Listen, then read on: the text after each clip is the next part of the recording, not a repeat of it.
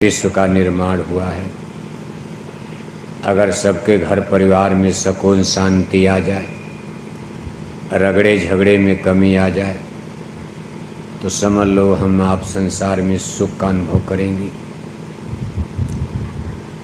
जहाँ सुमति तह संपत्ति नाना, थोड़ा भी रहेगा घर में लेकिन आप खुशी रहोगे, सुखी रहोगे, संतुष्ट रहोगे।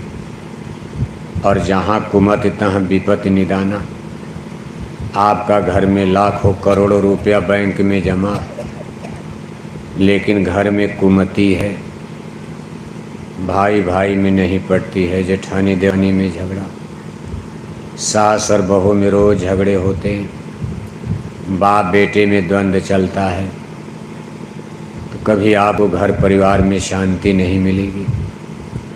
इसी तरह से सारे संसार के परिदृश्य में आप हर क्षेत्र में देखोगे, चाहे देश आपस में लड़ें, चाहे जातियां लड़ें, चाहे लोग धर्म के नाम पर झगड़ा करें, रगड़ा झगड़ा मनुष्य के अंदर अशांति पैदा करता, ये कष्ट और क्लेश दुख की स्थापना करता।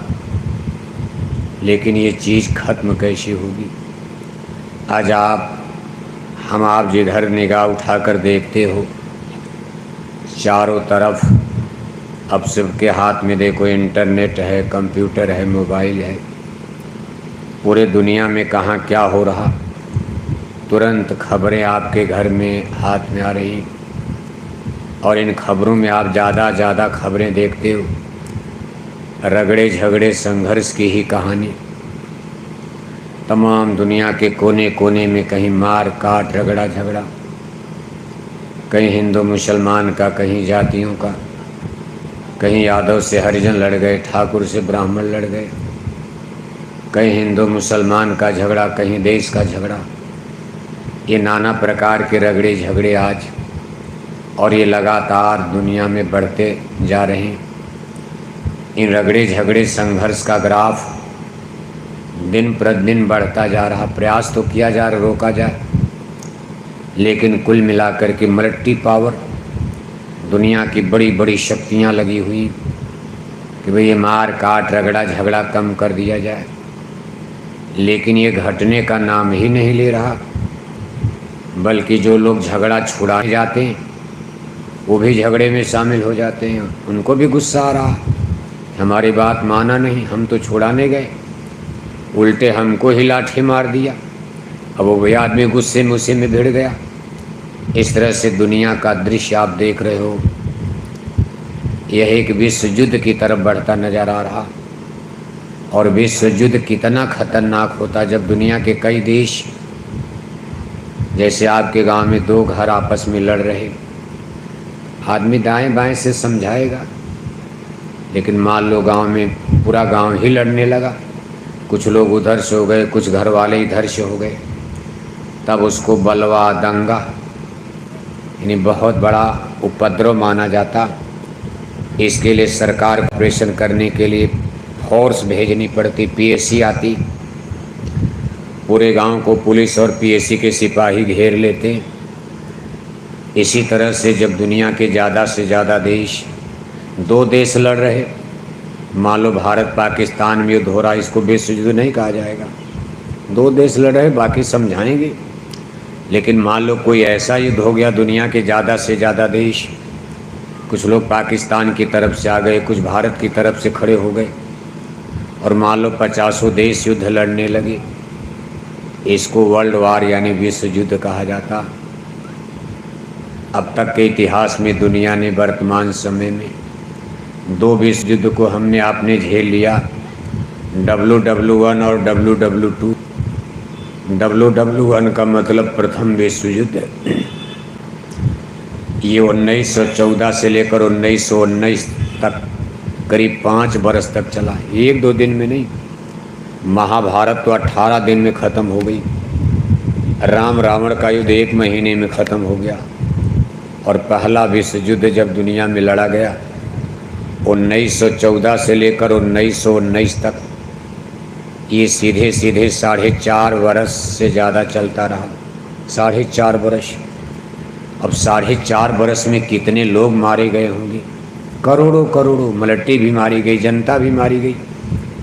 लेकिन इस विश्व युद्ध का केंद्र यूरोप था। वहीं के अंग्रेज बहादुर तब भारत में रहा, हमारा देश तब गुलाम था। जब पहला विश्व युद्ध हुआ तो भारत पर ब्रिटानिया हुकूमत, अंग्रेज़ों का राज चल रहा था, इसलिए इसमें इस युद्ध का भारत पर कोई बहुत असर नहीं पड़ा। हमारे देश के सिपाही अंग्रेज़ों की तरफ से लड़ने तो गए, लेकिन भारत में युद्ध नहीं हुआ। इसके बाद दूसरा विश्व युद्ध 1939 से लेकर 1945 तक, ये करीब 6 बरस तक चलता रहा। ये और ख़तरनाक युद्ध था। इस समय भी हमारा देश गुलाम था, अभी आज़ाद नहीं हुआ था। दूसरे विश्व युद्ध के समय भी हमारे देश में ब्रिटानिया हुकूमत, अंग्रेज़ों का राज तब भी था। उस समय बहुत बड़ी भारत की सेना अंग्रेज़ों की तरफ से हिटलर से लड़ने गई थी, जर्मनी से। हिटलर ने इनको गिरफ्तार करवा लिया था, भारतीय सेना को। अब इसको भारतीय तो नहीं, ब्रिटिश सेना कही जाएगी, लेकिन भारतीय लोग थे। चूँकि देश अंग्रेज़ों का था, गुलामी थी, इसलिए यहाँ के लोग अंग्रेज़ों की तरफ से लड़ने गए। किसके खिलाफ? हिटलर के। हिटलर का नाम एक तरह का ऐसा क्रूर, ऐसा अहंकारी आदमी, रावण की तरह। कई लाख भारत की सेना को उसने अष्ट करवा लिया। बाद में भारत से नेताजी सुभाष चंद्र बोस वहाँ गए और इनको उन्होंने मांगा, और मांग करके देखो आज़ाद हिंद फौज लेकर उन्होंने पूरब से रंगून बर्मा की तरफ से थी लड़ाई अंग्रेज़ों के खिलाफ। उसी विश्व युद्ध के समय भारत में एक लड़ाई चली थी नेताजी सुभाष चंद्र बोस की। ये बर्मा रंगून की तरफ से दिल्ली की तरफ बढ़ रहे थे अंग्रेज़ों के खिलाफ। लेकिन संजोग देखो, 1945 में अमेरिका ने जापान पर परमाणु बम डाल दिया। परमाणु बम, अब नाम आया परमाणु बम का। 6 अगस्त 1945 को दुनिया ने परमाणु बम के बारे में कुछ जाना। तब इस तरह रेडियो अखबार नहीं था, सब लोग जान गए। बहुत कम अखबार, रेडियो ऑडियो चलते, लेकिन सबके घर में था नहीं 1945 में। आज तो सबके हाथ में मोबाइल है, तुरंत जान जाओगे परमाणु बम फूट गया। लेकिन जिनके घर में रेडियो थी, जो पढ़े लिखे लोग, जान गए कि भाई परमाणु बम क्या। लाखों लोग, एक परमाणु बम गिरा और करीब 80,000 लोग तुरंत मर गए, 80,000 आदमी। जबकि 1945 का परमाणु बम, लेकिन पहले किसने बनाया? अमेरिका ने, जिसको न्यूक्लियर पावर कहा जाता। अभी दुनिया को पता भी नहीं था ऐसा भी कोई बम तो लोग जानते थे, देसी बम, सब बंदूक चलती थी, तोप से लड़ाई होती थी, बम फूटते थे। लेकिन ऐसा बम कि मार दो तो एक घर शायद नुकसान हो। लेकिन आज परमाणु बम आया, जिसने एक बहुत बड़े शहर को यानी तहस नहस कर दिया। हिरोशिमा, उसका नाम हिरोशिमा था। जैसे बम्बई, दिल्ली, कानपुर, लखनऊ, ऐसे जापान के 2 शहर थे, नागासाकी, हिरोशिमा। 6 अगस्त और 9 अगस्त, 3 दिन के बाद दूसरा परमाणु बम डाल दिया। बस जापान की कमर टूट गई। यही जापान नेताजी सुभाष चंद्र बोस को मदद दे रहा था। अब उसकी कमर टूट गई, युद्ध हार गया। उसने नेताजी को मदद देना बंद कर दिया। नेताजी की फौज भी रुक गई। बर्मा के आगे आसाम आते आते वो भी युद्ध हार गए। नेताजी की कुछ मिलिट्री तो मार दी गई, कुछ अंग्रेज़ों ने गिरफ्तार करके जेलों में डाल दिया। नेताजी सुभाष चंद्र बोस जहाज़ लेकर कहाँ चले गए, अब आज तक उनके बारे में सही जानकारियाँ नहीं मिलती। सस्पेंस बना। वैसे इतनी लंबी उम्र में कोई जिंदा नहीं रह सकता, ये तो सत्य है। 1896 में नेताजी सुभाष चंद्र बोस का जन्म हुआ। आज सन 2023 चल रहा। हमारे गुरु महाराज का भी जन्म 1 जनवरी 1896 को ही हुआ था, और उसी 96 में नेताजी सुभाष चंद्र बोस का भी जन्म हुआ था। हमारे गुरु महाराज सन 2012 में शरीर त्यागे। उस समय उनकी उम्र 116 बरस। अब 116 बरस, 2012-2023 चल गया, 11 बरस और जोड़ दो, 126 यानी 127 बरस बैठता। 127 बरस तक इस प्रेजेंट टाइम, वर्तमान समय में कोई जिंदा मुश्किल है। इसीलिए कभी कभी लोग हमारे गुरु महाराज को नेताजी सुभाष चंद्र बोस ही मान लेते थे, क्योंकि गुरु महाराज का रिवोल्यूशन देखकर, और चूंकि जन्म भी करीब करीब एक ही समय जी 1896 में नेताजी का जन्म बंगाल में और गुरु महाराज का जन्म उत्तर प्रदेश के इटावा जिले खतौरा में, तो बाद में बात आई। लेकिन शुरू में लोग कहते भाई यही सुभाष चंद्र बोस हैं, क्योंकि सुभाष चंद्र बोस गुम हो गए, खो गए, मिले नहीं। तो लोगों का भाई साधु बनकर ये परम पूज्य बाबा जय गुरुदेव जी महाराज के नाम से अब भारत में रिवोल्यूशन यानी क्रांति मचा रहे हैं। विशेषकर 70-71 के दशक में लोगों ने इसलिए कहना शुरू कर दिया कि गुरु महाराज ने दिल्ली के हुक्मरानों का सख्त विरोध उस समय किया था, क्योंकि दिल्ली की सरकार ने तब नसबंदी गर्भपात परिवार नियोजन का कानून बना दिया। ज़बरदस्ती लोगों की नसबंदी करवाई गई। मुर्गी पालन, मछली पालन, सुअर पालन उसी समय खोले गए। ये सब 1970 के दशक की घटनाएं। हमारे देश में मुर्गी पालन, सुअर पालन, मछली पालन, इताम आमाम ऐसी योजनाएं लाई गई। किस नाम पर लाई गई? गरीबी मिटेगी। आप मछली पालोगे तो दाल सस्ती हो जाएगी, सब्जी सस्ती हो जाएगी, गरीबों को भरपेट भोजन मिलने लगेगा। तो सरकार ने कहा भाई देखो ये सस्ता आइटम है, आलू पैदा करना, टमाटर पैदा करना, दाल पैदा करना, ये तो महंगा प्रोडक्ट है। मछली पैदा करना, मुर्गी अंडा पैदा करना, सुअर का मांस का प्रोडक्ट, मांस मछली आसान है। लेकिन गुरु महाराज ने इसका उस समय विरोध किया था। गुरु महाराज ने कहा इससे तो धर्म ही नष्ट हो जाएगा।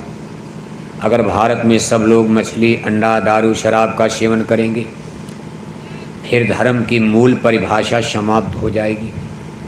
क्योंकि धर्म का फंडामेंटल प्रिंसिपल है सत्य, अहिंसा, परमो धर्म। वास्तव में धर्म का मूल सिद्धांत ही है सत्य, अहिंसा, परमो धर्म। जैसे आप कोई मकान बनाते हो, नींव डालते हो, मकान की नींव जितनी मजबूत रहेगी उसी अनुसार उस पर आप कोठी, बिल्डिंग 10 मंजिला, 20 मंजिला बनाओगे। इसी तरह से धर्म का फंडामेंटल प्रिंसिपल, मूल आधार, नींव सत्य और अहिंसा बताया गया। सत्य कहते हैं परमात्मा को। आप रामायण पढ़ते हो, रामायण में लिखा है कहो उमाय अनुभव अपना, सत हरि भजन जगत सब सपना। भगवान शंकर का ये वचन है कि सारा संसार झूठा है, सत्य तो परमात्मा परमेश्वर है। अब इस सत्य रूपी परमात्मा को पाने के लिए पाना जरूरी है। क्यों? अध्यात्मवाद जिसको साइंस ऑफ सोल कहा जाता, जिसका ज्ञान ऋषि मुनि साधु संत महात्मा देते हैं, जिसका ज्ञान वर्तमान समय में जय गुरुदेव मिशन की तरफ से आपको कराने का प्रयास किया जा रहा कि भाई हम आत्मा रूप में जब होंगे, हमारी आत्मा परमात्मा से ही प्रकट हुई है। जैसे शरीर आपका है, शरीर तो माँ के गर्भ से, हाड़ मांस के माता पिता के गर्भ कोख से आप पैदा हुई। लेकिन स्पिरिट और आत्मा, इसकी उत्पत्ति, ओरिजिन ऑफ स्पिरिट, आत्मा कहाँ से पैदा हुई? कहा माँ बाप के कोख से नहीं, माँ बाप के गर्भ में शरीर नहीं, माँ के गर्भ में शरीर नहीं बना, तब भी आत्मा थी। आत्मा बहुत पहले प्रकट हो चुकी, पैदा हो गई। और आत्मा को जन्म देने वाली पावर, शक्ति, उसको परम पिता परमेश्वर, ऑलमाइटी, सुपर पावर, ईश्वर, भगवान, जो भी नाम आप देते हो, जो भी अपनी भाषा में कहो, लेकिन कोई ऐसी शक्ति है जिसने सूरज चाँद बनाया, जिसने सूरज बना दिया, चंदा बना दिए, तारे बना दिए, हमारी धरती को बना दिया। उसी शक्ति ने आत्मा को अपनी कोख से प्रकट किया। धरती तो बनाया, जैसे आप हेलीकॉप्टर, जहाज सब बनाते हो, लेकिन बच्चा बच्ची तो माँ के पेट से बनकर पैदा होते हैं। इसी तरह से सूरज, चंदा, तारे तो उन्होंने बनाया बाहर से, लेकिन आत्मा को अपनी कोख से प्रकट किया। एक जीव एक ब्रह्म कहावत, एक को ब्रह्म कहा जाता, बाकी सबको जीव यानी जीवात्मा, स्पिरिट, सोल, आत्माएं कहा जाता।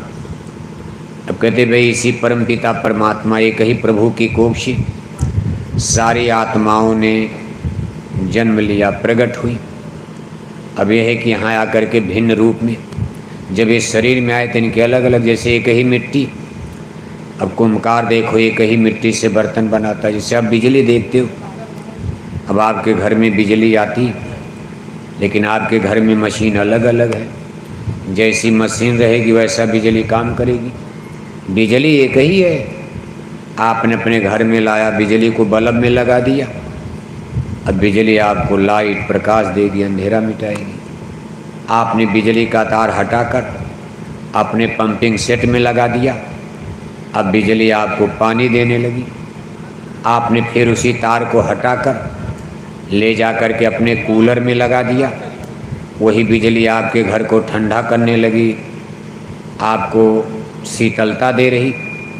आपने फिर तार निकाल कर हीटर में लगा दिया, वो बिजली अब आपको टेम्परेचर गर्मी घर को गर्म कर रही। वही बिजली का तार ले जाकर आपने आटा चक्की मशीन में लगा दिया, अब वही बिजली आपके घर में आटा बना रही। अब देखो बिजली एक ही है, लेकिन उसके काम कितने कितने अलग अलग डिवाइडेशन, बटो अलग अलग रूप बन गया। जैसी मशीन वैसा बिजली काम। ऊर्जा है, ऐसे आत्मा एक ऊर्जा है। आत्मा कोई शरीर नहीं है, स्पिरिट आत्मा जैसी ऊर्जा है। गाय में डाल दोगे गाय बन जाएगी, बैल में डाल दोगे बैल की तरह काम करेगी, कुतिया में डाल दिया पे पे चिल्लाएगी, बिल्ला में डाल दिया, चूहा में डाल दिया, पेड़ में डाल दिया, आम जामुन पीपल के पेड़ में डाल दिया, ऊर्जा एनर्जी। फिर ले जा कर के आपने कीड़े मकोड़े में डाल दिया, मनुष्य में डाल दिया, अब ये उत्तम काम करेगी। चांडाल में डाल दिया, चांडाल का काम करेगी। जैसे बिजली आपको सुख भी देती, लेकिन एक नंगा तार कहीं पकड़ लिया तो उसमें तो पावर है, आपका खून पी जाएगी, मारी डालेगी आपको। अस्पताल भी जाने का मौका नहीं, कितना काम बिजली करती, लेकिन कहीं नंगा तार पकड़ लिया तो मारी डालेगी आपको। इसी तरह से स्पिरिट और आत्मा मनुष्य शरीर में आ गई, कभी देव रूप बन जाएगी, कभी दानव रूप बन जाएगी, कभी देवता रूप बन जाएगी, कभी असुर बन जाएगी, कभी इसी में रावण बन जाएंगे, कोई कंस बन जाएगा। अब जैसी मशीन होगी, अब इस मशीन में अलग अलग औजार, इसमें और भी तो जैसे मन है, बुद्धि है, चित्त है, ये तमाम प्रकार के। और मान लो मन गंदा है, अब उस गंदे मन में आत्मा की ऊर्जा जाएगी तो गंदा काम डाकू बन जाएगा। अच्छे में जाएगी आत्मा की ऊर्जा, अच्छा मन है, बंदूक लेकर पाकिस्तान से लड़ने जाएगा, देश उसको राष्ट्रभक्त कहेगा। 2-4 लोगों को पाकिस्तान में मार कर आएगा बॉर्डर पर, उसकी समाधि बनाकर आप पूजा करोगे। और किसी चांडाल मन में आत्मा की ऊर्जा चली गई, बंदूक दे दिया, वो डाका डालेगा, डाका डालने लगेगा, कत्ल करने लगेगा, फिर उसकी समाधि नहीं बनेगी। सरकार उसका काउंटर करवाएगी, जनता कहेगी भले मार दिया गया, ये तो बहुत बड़ा डकैत था, डाकू था, कितने को लूटा मारा काटा। बंदूक दोनों चला रहे, लेकिन ये डिफरेंस कैसे हो गया? मन का। अब ये सब देखो मन का खेल होता, यानी हमारे शरीर में आत्मा के साथ एक मन ऐसा इंस्ट्रूमेंट्स औजार है। फिर बुद्धि है, बुद्धि गंदी है, सही नहीं काम कर रही, अच्छे विचार नहीं, अच्छे चिंतन नहीं। किसी की बहन बेटी के साथ बलात्कार कर दिया, जेल में जाएगा, मारा जाएगा। और कोई है किसी की बहन बेटी की इज्जत आबरू बचाने के लिए सोच रहा। इस तरह से जो डिफरेंस आदेश आत्मा का नहीं, आत्मा जिस जगह आई है सब मशीनें अलग अलग सिस्टम बन जाते, और ये सारी चीज़ें कई जन्मों का सिलसिला चल रहा।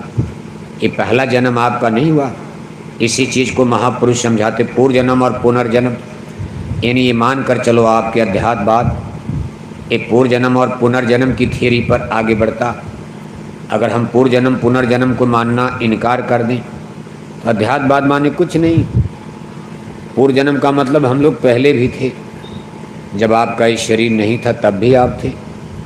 पुनर्जन्म का मतलब जब शरीर खत्म हो जाएगा तब भी आप रहोगे, और शरीर खत्म होना थोड़े ही दिन के बाद 10-20 साल में आप निपट जाओगे, निपट जाओगे।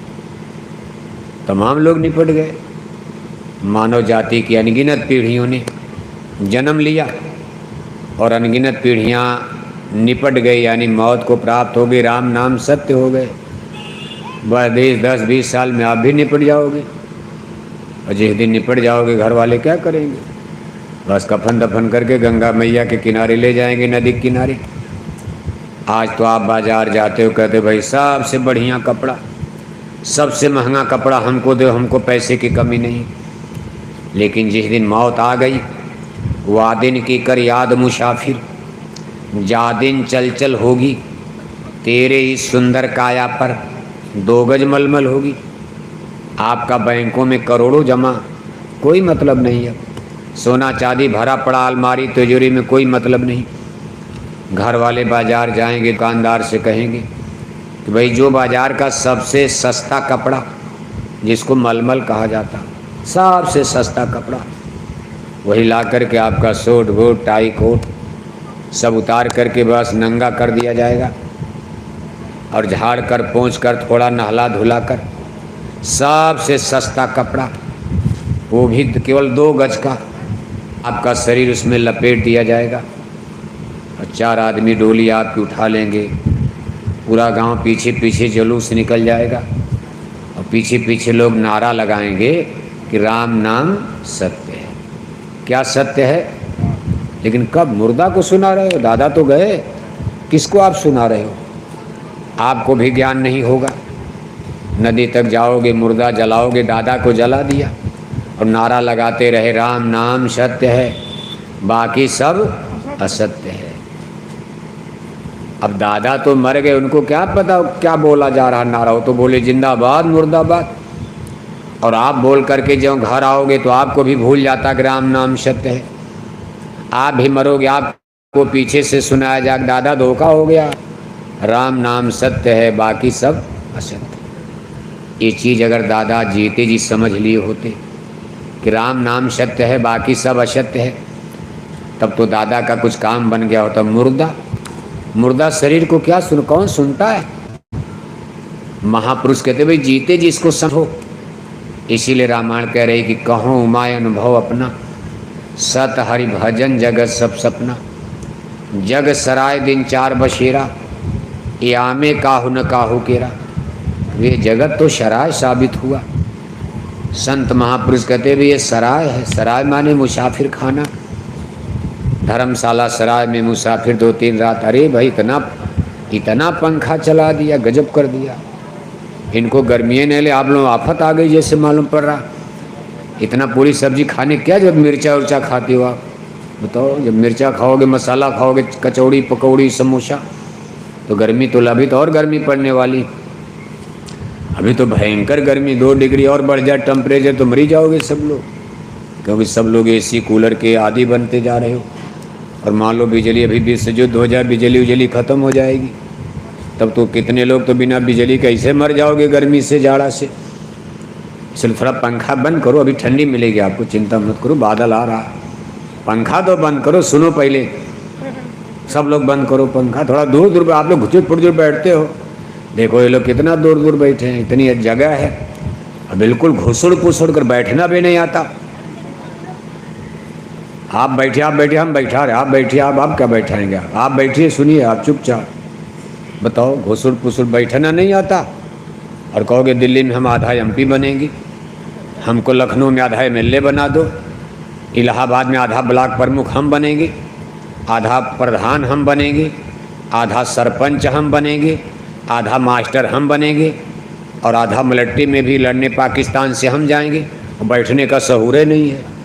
इतनी जगह फिर भी घुसुड़। अरे 2 घंटा बैठना, पैर दर्द करने ला, ऐसे बैठो, देखो जगह लेकर, थोड़ा जगह लेकर, तब तो गर्मी कम लगती। देखो आप पहले सुनो, गौर से सुनो, इसको अभी ठंडा हो जाएगा। इतना तेज है जैसे माला आफत आ गई है, कोई बम फूट रहा क्या? इतना पंखा चलाने लगी, एक तरफ से। कहाँ से लाए पंखा इतना? घर से लेकर आए थे? कहाँ से कागज फाड़ लिया क्या नीचे से कहीं? इतना पंखा, सैकड़ों पंखा कहाँ से आ गया? अरे बताओ, सत्संग सुनने आओ। नवरात्रि में लोग कितनी तपस्या करते, दिन भर पानी नहीं पीते। अभी थोड़ी देर में पानी भी मांगने लगे। कोई पानी लेके माल पर न्योता करने आए हो, शादी बारात करने आए हो आप? अरे तपस्या करो, 2 घंटे में मर नहीं जाओगे आप? कितनी बीमारी आज आपकी दूर हो जाएगी, आपको मालूम नहीं? बहने दो पसीना, निकल जाने दो गंदा खराब खून, बहुत गलीज भर लिया शरीर में, लेकिन इस चीज़ को गौर से सुनने की कोशिश करो। देखो गुरु महाराज कहते हुए महापुरुष समझाते हैं, जगत सराय है। सराय का मतलब जहाँ मुसाफिर आते हैं 2-3 दिन रात बिताए, इसके बाद अपना बेड बिस्तर बांध कर आगे चल देते, फिर दूसरे मुसाफिर उसमें आते, 2-3 रात वो बिताते हैं, फिर आगे बढ़ जाते हैं। धर्मशाला सराय किसी की होती नहीं। इसी तरह सारा संसार धर्मशाला सराय ठहरा। आज आप यहाँ रह रहे हो, आपके पहले भी ये इलाहाबाद था, प्रयागराज था। कभी इसको प्रयागराज कहा जाता था। भरद्वाज मुन बसें प्रयागा, रामचरण जयति अनुरागा।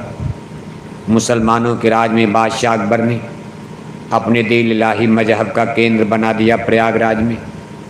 उनका एक मजहब चला, दीन इलाही मजहब, उसका सेंटर बनाया प्रयागराज में।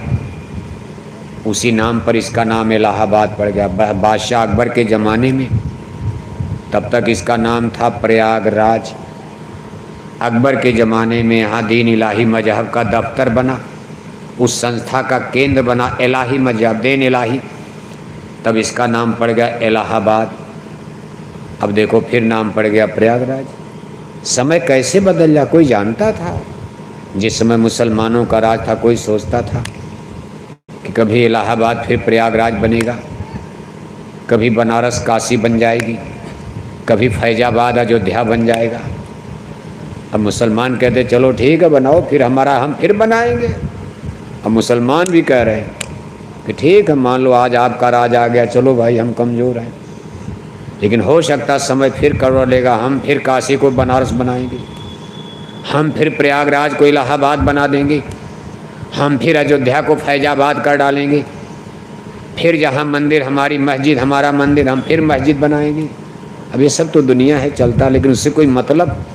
अरे रहोगे कितना दिन आप, क्या दावा करते हो? जग सराय दिन 4 बशीरा, यामे काहू न काहू केरा। कोई आपको सुपर पावर देख रही है, आप किस का इसी काम के लिए आए थे? तोड़ फोड़ करने के लिए, मार काट करने के लिए? अरे आप अपने जीवन के मूल मिशन को ही भूल गए। आप सब लोग अपने असली काम में लग जाओ, झगड़ा ही खत्म हो जाएगा। कोई किसी का वध नहीं करेगा, हिंसा हत्या बंद हो जाएगी, अगर हम अपने जीवन के असली मूल मिशन, लक्ष्य, उद्देश्य को समझ जाएं। धर्म की सही शाश्वत सनातन परिभाषा अगर आज सबकी समझ में आ जाए, फिर धर्म के नाम पर झगड़ा होगा। ये तो आप कोई समझ नहीं पा रहा धर्म किसको कहते हैं। जैसे किसी को बंदूक दे दी जाए, सरकार ने पुलिस बनाया किसी को, पुलिस के सिपाही को बंदूक दी गई। क्यों दी गई? भाई लोगों की रक्षा करना, गरीबों की रक्षा करना। आप पहरेदार हो, चौकीदार, रक्षक हो, और उसने बंदूक लेकर के डाका डालना शुरू कर दिया, लूटना शुरू कर दिया, चोरी करना शुरू कर दिया। अब इसमें बंदूक का क्या दोष है? बंदूक का दुरुपयोग हो गया।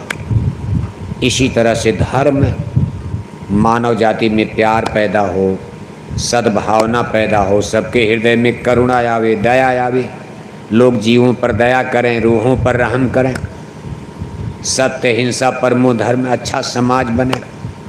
और इसका अंतिम उद्देश्य धर्म का है आत्मा का कल्याण हो जाए। अंतिम उद्देश्य क्या है धर्म का? धर्म की अंतिम सीढ़ी, अंतिम मंजिल है, अंतिम लक्ष्य है कि हमारी आत्मा का जन्म मरण छूट जाए। बस इसके बाद धर्म का मतलब कुछ है ही नहीं। उसके बाद हमारे लिए धर्म का खेल खत्म। जैसे हमको अंग्रेजी आ गई, हम अंग्रेजी के मास्टर बन गए, अब अंग्रेजी के मास्टर की हमको क्या ज़रूरत, हम तो खुद मास्टर बन गए। ऐसे आत्मा का कल्याण कहाँ होता? जब आत्मा परम पिता परमात्मा से मिलेगी। जैसे बूंद सिंधु में मिल जाती, सूरज की किरणियाँ सूरज में समाहित हो गई, ऐसे उस परम पिता परमात्मा से जब आत्मा ये मिलती है, आत्मा परमात्मा मिलकर एक हो गए, तब जन्म मरण वहीं जाकर छूटेगा, नहीं छूटेगा। स्वर्ग वैकुंठ में भी नहीं छूटता। देवी देवताओं का भी खेल बनता है, बिगड़ता रहता। अब चूँकि हम लोग स्वर्ग वैकुंठ के आगे जानते नहीं, इसलिए आपके घर गांव में कोई मरता, तो विशेषकर हिंदू धर्म में आप देखते हो, जब लोग ब्रह्मभोज तेरहवीं मनाते हैं, पूरे गांव जवार में नोटिस सूचना लिखकर भेज देते कि मेरे पूजनीय दादाजी का क्या हो गया, क्या हो गया, और कह दिया जाए स्वर्ग में मुक्ति है ही नहीं, तब कहोगे तब तो गड़बड़ हो गया। अरे महाराज, उसके आगे जहाँ वहाँ तक हम नोटिस जारी करेंगे। अब अगर आपसे कोई और ऊंची जगह बता दी जाए दादा की मुक्ति वहाँ होगी, जब तक वहाँ नहीं पहुँचेंगे तब आप कहोगे महाराज अब हम तेरे ही में वही लिखेंगे। तो हमारे पूजनीय दादा का क्या हो गया, अभी तो क्या लिखते हैं, स्वर्गवास, और सब लिखते हैं। आश्चर्य यही है, दादा 2 कुंतल मछली खाकर मर गए, उनकी भी तेरे ही में नोटिस जारी हो गई, इनका भी क्या हो गया, स्वर्गवास। बताओ अगर इसी तरह सब लोग स्वर्ग चले गए, आपके पूरे इलाहाबाद जिला में आज तक कोई नरक गया होगा?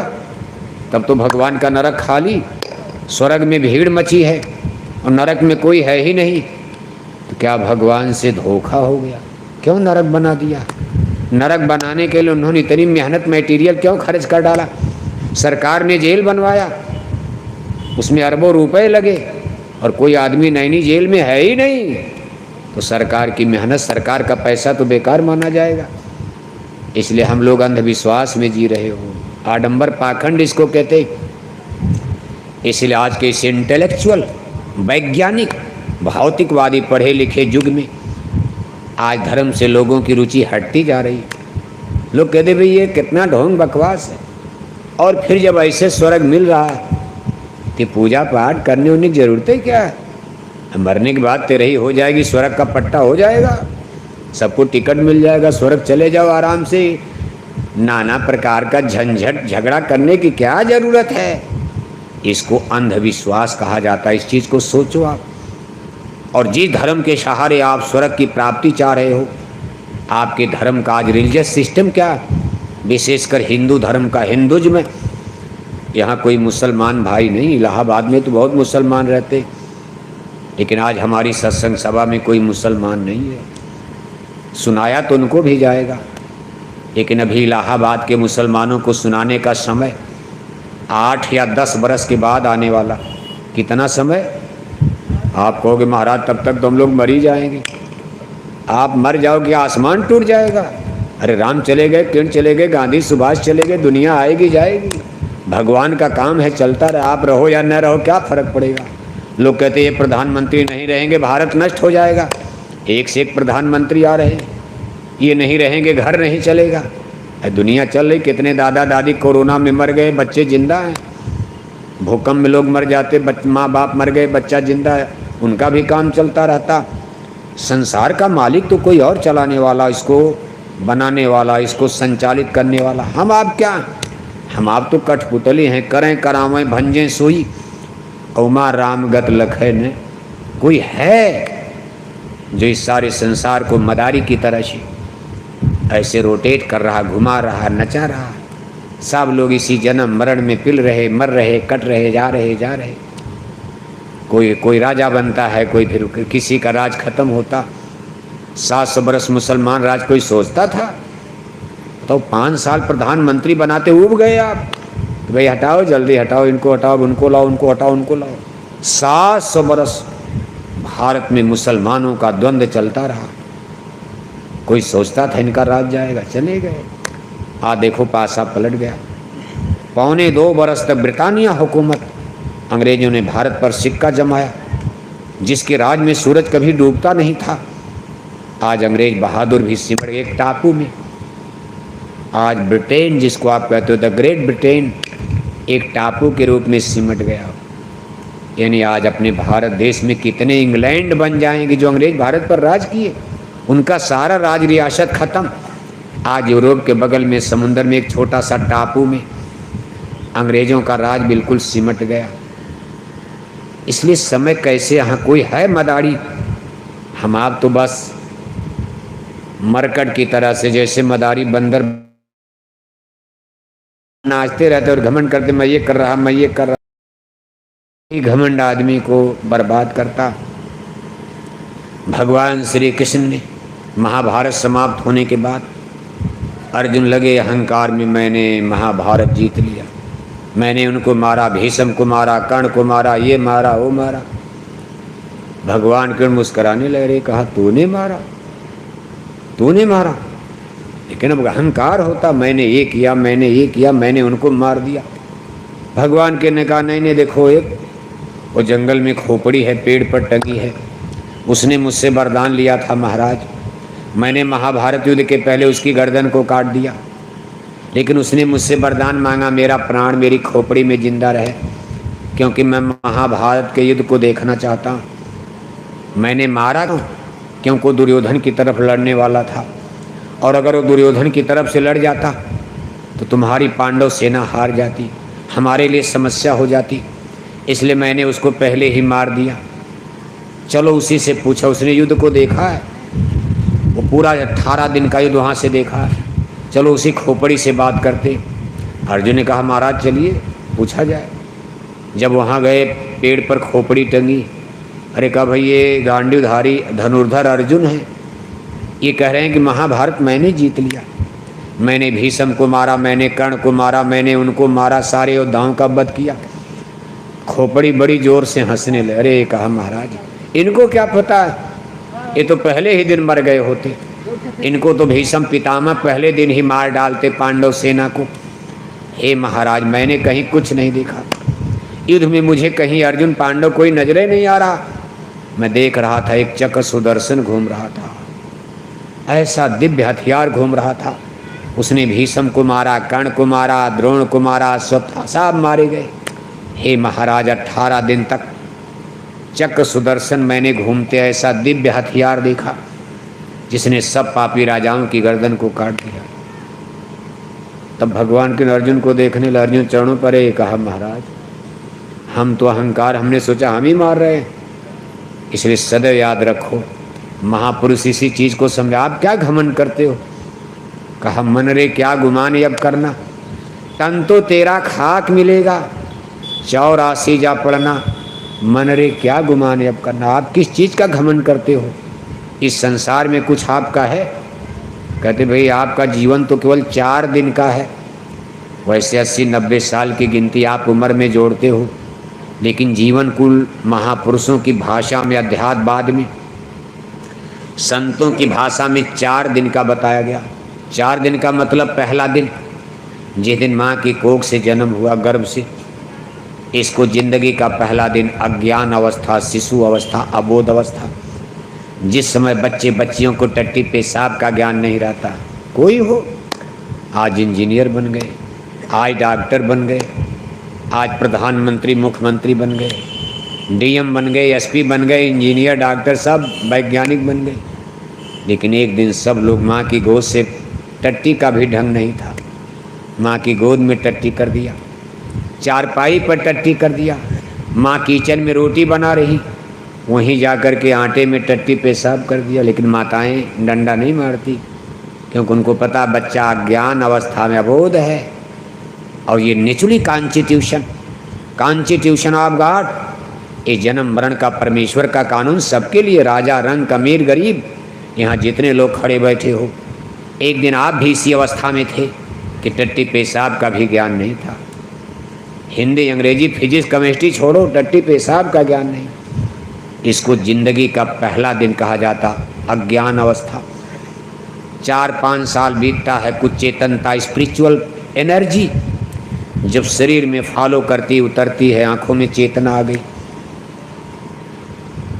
बच्चा टट्टी पेशाब का कुछ ढंग से हो ठीक गया, तब माँ बाप ने किताबों का बोझा पीठ पर लाद दिया, बस्ता, कहा चलो स्कूल में कुछ और पढ़ लो, सीख लो आप। अब ये 20-25 साल का समय चलेगा जिसको ज्ञानार्जन का समय, इसको भारतीय मनीषियों ने बाल्याकाल ब्रह्मचर्य अवस्था कहा है। ये जीवन का दूसरा दिन बताया गया। 25-30 साल का समय बीत गया, स्कूल कॉलेज बंद, कब तक पढ़ोगे? बुढ़ापे तक। 25-26 साल के बाद माँ बाप कहते भाई हम बुढ़ा हो गए, अब आपको गृहस्थी संभालनी, चलो किसी से शादी करवा दिया जाए। बस किसी को पकड़ करके माँ बाप ने शादी करवा दिया। अब वही बच्चा अब क्या बन गए? हस्बैंड हो। क्या कहने लगा? हम हस्बैंड हो गए। क्या हो गए? हस्बैंड। अहंकार चढ़ रहा है, जिसको कल तक टट्टी पेशाब का ज्ञान नहीं, आज वो सीना तान कर बंदूक रिवॉल्वर टांगे हुए कहता भाई हम हस्बैंड हो गए, ये हमारी मिसेज हैं, वाइफ है, इनके ऊपर हमारा राइट है। अब वो राइट भी खत्म हो रहा। सरकार कह रही नहीं नहीं, किसी का राइट वाइट नहीं, उनका राइट आप पर, आपका राइट उन पर, सब बराबर के लेवल बराबर किया जाएगा। का समाजवाद आ रहा, का आप इनको मार नहीं सकता, आप एक मारोगे ये भी थप्पड़ मारेंगी। पत्नी ने उठाया चप्पल मारा पति को, दाम दाम, पूरे गांव में हल्ला मचा रहे। उनकी बीवी ने तो उनको चप्पल मारा। अरे का कुछ नहीं, समाजवाद आ रहा, औरत मर्द सब बराबर, गुरु चेला बराबर, राजा प्रजा बराबर, छोटे बड़े लंगड़े लूजे सब बराबर, समाजवाद आ रहा, समाजवाद आ रहा। और जब उठा करके मार दिया बम, 150 लोग मर गए, तब घबरा गए दिल्ली में, अरे सावधान आतंकवाद आ गया। अरे इतनी आज़ादी किसी को दोगे तो आतंकवाद आएगा।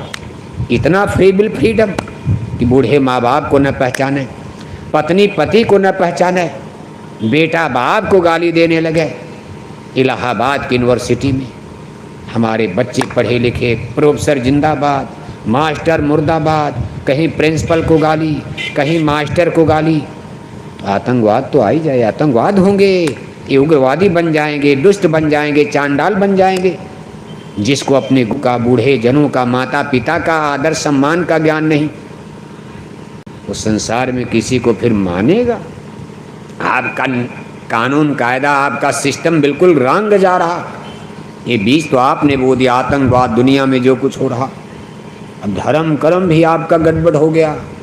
हिंदू लोग धर्म क्या मानते, बस मंदिर में टन टन घंटी घंटा बजाए जा रहे और 1-1 किलो मछली। कौन सा धर्म ला दिया? यही हिंदू धर्म है, यही राम का धर्म है। इतने लोग बैठे हो, सब राम को मानते हो। भगवान राम ने कभी मांस खाया था? भगवान जोगेश्वर श्री किरण जी महाराज मांस खाते थे? रामायण गीता वेद भागवत शास्त्र पुराण में कहीं मांस खाना लिखा है? और आप मंदिर में टन टन घंटी घंटा बजाए जा रहे, हरे रामा हरे कृष्णा कीर्तन गाए जा रहे, अखंड रामायण रात भर पढ़े जा रहे, चंदन तिलक टीका लगाए जा रहे और 1-1 किलो अंडा खाए जा रहे, 10-10 बोतल दारू शराब पिए जा रहे। और कहोगे भाई हम हिंदू हैं, इसको हिंदू कहते हैं? कौन सा धर्म ला दिया आपने? आज आपको सुनकर आश्चर्य होगा, 80% हिंदू आज भारत में मांस खाते। एक जमाना था ऋषि मुनियों की ये धरती थी प्रयागराज। प्रयागराज में ऋषि मुनि रहते थे, यहाँ कहीं मांस शराब का नामो निशान नहीं था। आज उसी प्रयागराज की पावन धरती जो भारत का धार्मिक केंद्र है, गंगा नहाते हैं, जाके अंडे का नाश्ता करते हैं। सुबह सुबह गंगा मैया में स्नान किया और बाहर निकल करके जाके हिंदू लोग अंडे का ना ही, मुसलमान की बात छोड़ो, हमने पहले ही कह दिया मुसलमानों को 8 या 10 बरस के बाद। अभी हिंदुओं को सुनाया जा रहा है, इलाहाबाद में उन हिंदुओं को सुनाया जा रहा है जो प्रयागराज की पावन धरती पर रहते, जहाँ भगवान राम ने गंगा को पार करके चित्रकूट जंगल की तरफ गए। मागी नाव न केवट आना, कहे तुम हार मरम में जाना।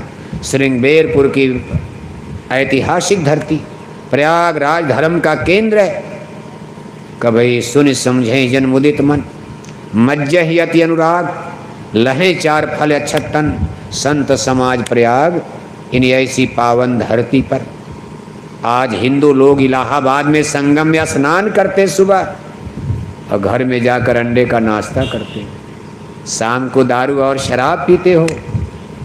धर्म का सत्यानाश तो आपने खुद कर डाला, इसमें मुसलमानों का क्या दोष?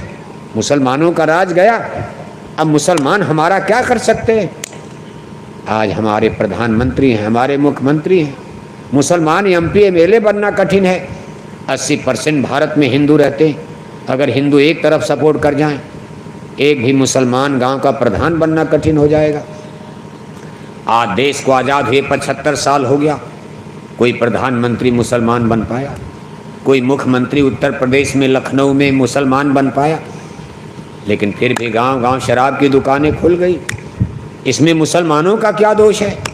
अंग्रेजों के ज़माने में गांव गांव शराब की दुकान नहीं थी। ब्रिटानिया हुकूमत, अंग्रेजों ने भी शराब की भट्टी नहीं खोली, अंग्रेजों ने शराब की दुकानों का लाइसेंस गांव गांव जारी नहीं किया सरकारी। लेकिन आज़ादी के 75 साल के अंदर गांव गांव गली गली में शराब की दुकानों का सरकारी कोटा परमिट जारी हो गया, लाइसेंस से सरकारी दुकान खोली गई। गांव-गांव प्रधानों के द्वारा मछली पालन, मुर्गी पालन, सुअर पालन खोला गया। इसके लिए कौन जिम्मेदार है? भारत के देश के हुक्मरान जिम्मेदार हैं। और इन हुक्मरानों में सब हिंदू राजा राज किए हैं। आज़ादी के बाद जितने प्रधानमंत्री, मुख्यमंत्री सब हिंदू, और उसमें भी ऐसे हिंदू जिनके घर में रामायण है, जिनके घर में गीता है, जिनके घर में चारों वेद है। छोटी जातियों के हिंदुओं का राज तो कम रहा, बड़ी जातियों के हिंदू जो रामायण गीता मानते थे, कहते थे भाई हमारे बाप दादे हम राजगुरु धर्म गुरु हैं, उनका दिल्ली लखनऊ में राज चला। उनके शासन काल में देश के अंदर मछली, मुर्गी, अंडा, मुर्गी पालन, सुअर पालन, ये वह नसबंदी, गर्भपात, परिवार नियोजन। आज स्थिति ये बनी हुई है कि हमारी बेटियां भी इलाहाबाद की यूनिवर्सिटी में दारू पीने लगी। कौन जिम्मेदार बनेगा? आपने कभी इस पर विचार? कहाँ बना दिया समाज को? सती सावित्री, सीता अनसुईया, कर्णावती, दुर्गावती, पद्मावती की ये पावन धरती, ये लंदन अमेरिका नहीं बन सकता। इसको वेस्टर्न कल्चर में रंगना चाहोगे, क्रांति मच जाएगी। यहाँ भगवान राम जन्म ले लेंगे, अगर ब्राह्मण नहीं संभाल पाएंगे धर्म को, भारत के राजपूत राजा फेल हो जाएंगे। अगर यदकुल के, यदुवंश के, भगवान किण के वंशज यादव फेल हो जाएंगे, धर्म को नहीं संभाल पाएंगे। तो कह कर गए हैं, हे पार्थ बढ़ता पाप जब जब, ग्लानि होती धर्म की, पड़ती जरूरत है मुझे, निज जन्म लेकर कर्म की अपनी धरती है, इसको ठीक करने के लिए मैं भारत की धरती पर जन्म लेता हूँ, लंदन अमेरिका में नहीं। इसलिए भारत के इतिहास को कोई मिटा नहीं सकता। सत्य है, जब भी ईश्वर जन्म लेंगे भारत में जन्म लेंगे, और उसका केंद्र यही देखो झूरी प्रयागराज बताया गया। इतिहास, धार्मिक इतिहास, हिस्ट्री नहीं। इतिहास की किताब तो अंग्रेजों के ज़माने में लिखी गई सब फर्जी है। आध्यात्मिक इतिहास बताता, जो कुछ ग्रंथ बचे हुए तमाम ग्रंथ तो विदेशी आक्रांताओं ने गंगा जमुना में बहा दिया, कितने को जलाकर भस्म कर दिया। तक्षशिला नालंदा के विश्वविद्यालय को विदेशी आक्रमणकारियों ने जला के खाक कर दिया हजारों हजारों बरस पहले। लेकिन जो भी ग्रंथ बचे हैं, थोड़ी बड़ी सूचना मिलती, उसके हिसाब से बताया जाता जब धरती बनी और इस धरती पर आदि मानव की उत्पत्ति हुई, तो सबसे पहले आदि मानव का जन्म यही केंद्र था जिसको प्रयागराज कहते। तब यहाँ गंगा नहीं थी। गंगा तो बहुत बाद में भगीरथ जी के ज़माने की कहानी है। भगीरथ जी तो आदमी थे, राजा थे, और धरती बने उसके पहले, बहुत पहले से मानव जाति आ गई। तब गंगा जमुना कुछ नहीं था, कोई ज़रूरत नहीं नदी की थी। उसमें बड़े बड़े पर्वत पहाड़ भी नहीं थे। धरती का एक में हिस्सा सटा था। जितना ज़मीन वाला हिस्सा जिस दिन परमात्मा ने धरती बनाई, धरती वाला हिस्सा एक में और पानी वाला हिस्सा एक में, 2 गुना पानी, 1 गुना पृथ्वी। लेकिन पृथ्वी कटी पिटी नहीं थी, किनारे तो कटा पिटा था, लेकिन धरती के कोने से दूसरे कोने तक आप पैदल पैदल जा सकते थे। उस समय इतने बड़े बड़े पर्वत पहाड़, अभी जंगल उंगल नहीं थे। जिस दिन धरती का नक्शा बना परमेश्वर की तरफ से, मुसलमान भाइयों की किताबों में आता कि खुदा को आप भगवान कहते हो, खुदा कहते हो, उनको धरती बनाने में 6.5 दिन का समय लगा। अब उनका दिन भी लंबा चौड़ा होता, लेकिन अगर इस दिन के हिसाब से 6.5 दिन, 6.5 दिन में धरती बनाने के बाद मुसलमानों की किताबों में आता है कि खुदा ने कुछ आराम फरमाया। आराम माने थक नहीं गए, भगवान कभी थकने वाले हैं, लेकिन वो लोग बैठ रुक गए। इसके बाद अभी धरती पर देखो, हमको आपको उतारना था, हमको आपको उन्होंने पहले जन्म देकर रिजर्व में रख लिया, जिसको आत्मा कहते। किसने? भगवान कहो, परमात्मा कहो, ईश्वर कहो, ब्रह्म कहो, खुदा कहो, गाड कहो। जैनी लोग तीर्थंकर कहते, ईसाई गाड कहते, लेकिन सब लोग एक मत हैं कि भगवान तो एक ही, परमात्मा एक है। हम लोग वहाँ थे, पैदा हो गए। अब उन्होंने जब ये धरती गढ़कर तैयार कर लिया, कब भाई अब इनको यहाँ भेजा जाए। लेकिन अब बिना पोल पर बिजली टिकेगी कैसे? ये भौतिकी धरातल पर अगर ये भौतिकी शरीर नहीं रहेगा, यहाँ आत्मा टिकी नहीं सकती सीधे। वहाँ तो आत्मा टिक सकती, वहाँ हम लोग आत्मय रूप में रहे और रहेंगे या पहुँच जाएंगे, तो वहाँ हाड़ मांस की भौतिकी शरीर की आवश्यकता नहीं है। लेकिन चूँकि ये भौतिकी धरातल, पिंड देश, ये भौतिक जगत ये जल पृथ्वी अग्नि वायु आकाश पांच तत्वों का मशाले का बना। यहाँ आत्मा को टिकाने के लिए मशीनें, यानी कोई पिलर चाहिए तो उन्होंने शरीर बना दिया। कैसी में बंद करके इनको पिंजड़े में पक्षी, नहीं तो पक्षी उड़ता रहेगा, उड़ता रहेगा। आत्मा उड़ती है, आत्मा को कोई यहाँ रोक सकता? चिड़िया को आप पिंजड़े में न बंद करो, ऐसे पकड़ना चाहोगे फुर उड़ जाएगी। कहा फिर जब मानुष देह बनाई, इनमें जीवन को बैठाई। अब उन्होंने मनुष्य शरीर की रचना का आदेश अपनी अष्टांगी देवी को जारी कर दिया। अष्टांगी देवी, अष्टांगी देवी का नाम आता, जिनको जगत जननी माता कहते हो। हिंदू लोग आदि शक्ति, दुर्गा, आद्या, महाशक्ति, कई नाम से जानते हो आप। अभी चीज़ें देखो आज के वैज्ञानिक युग में। अब पढ़े लिखे लोग कहते थे सब बकवासबाजी है, साइंस विज्ञान सुनाओ, आप फिजिक्स केमिस्ट्री बताओ, जूलॉजी बारे। भाई कुछ भगवान की भी याद रखो। क्यों? सूखा पड़ने वाला, 2 साल इलाहाबाद में सूखा पड़ जाएगा तो कोई नीचे की सरकार पानी बरसाएगी? इस बात को सोचो आप। भगवान की जरूरत पड़ने वाली है।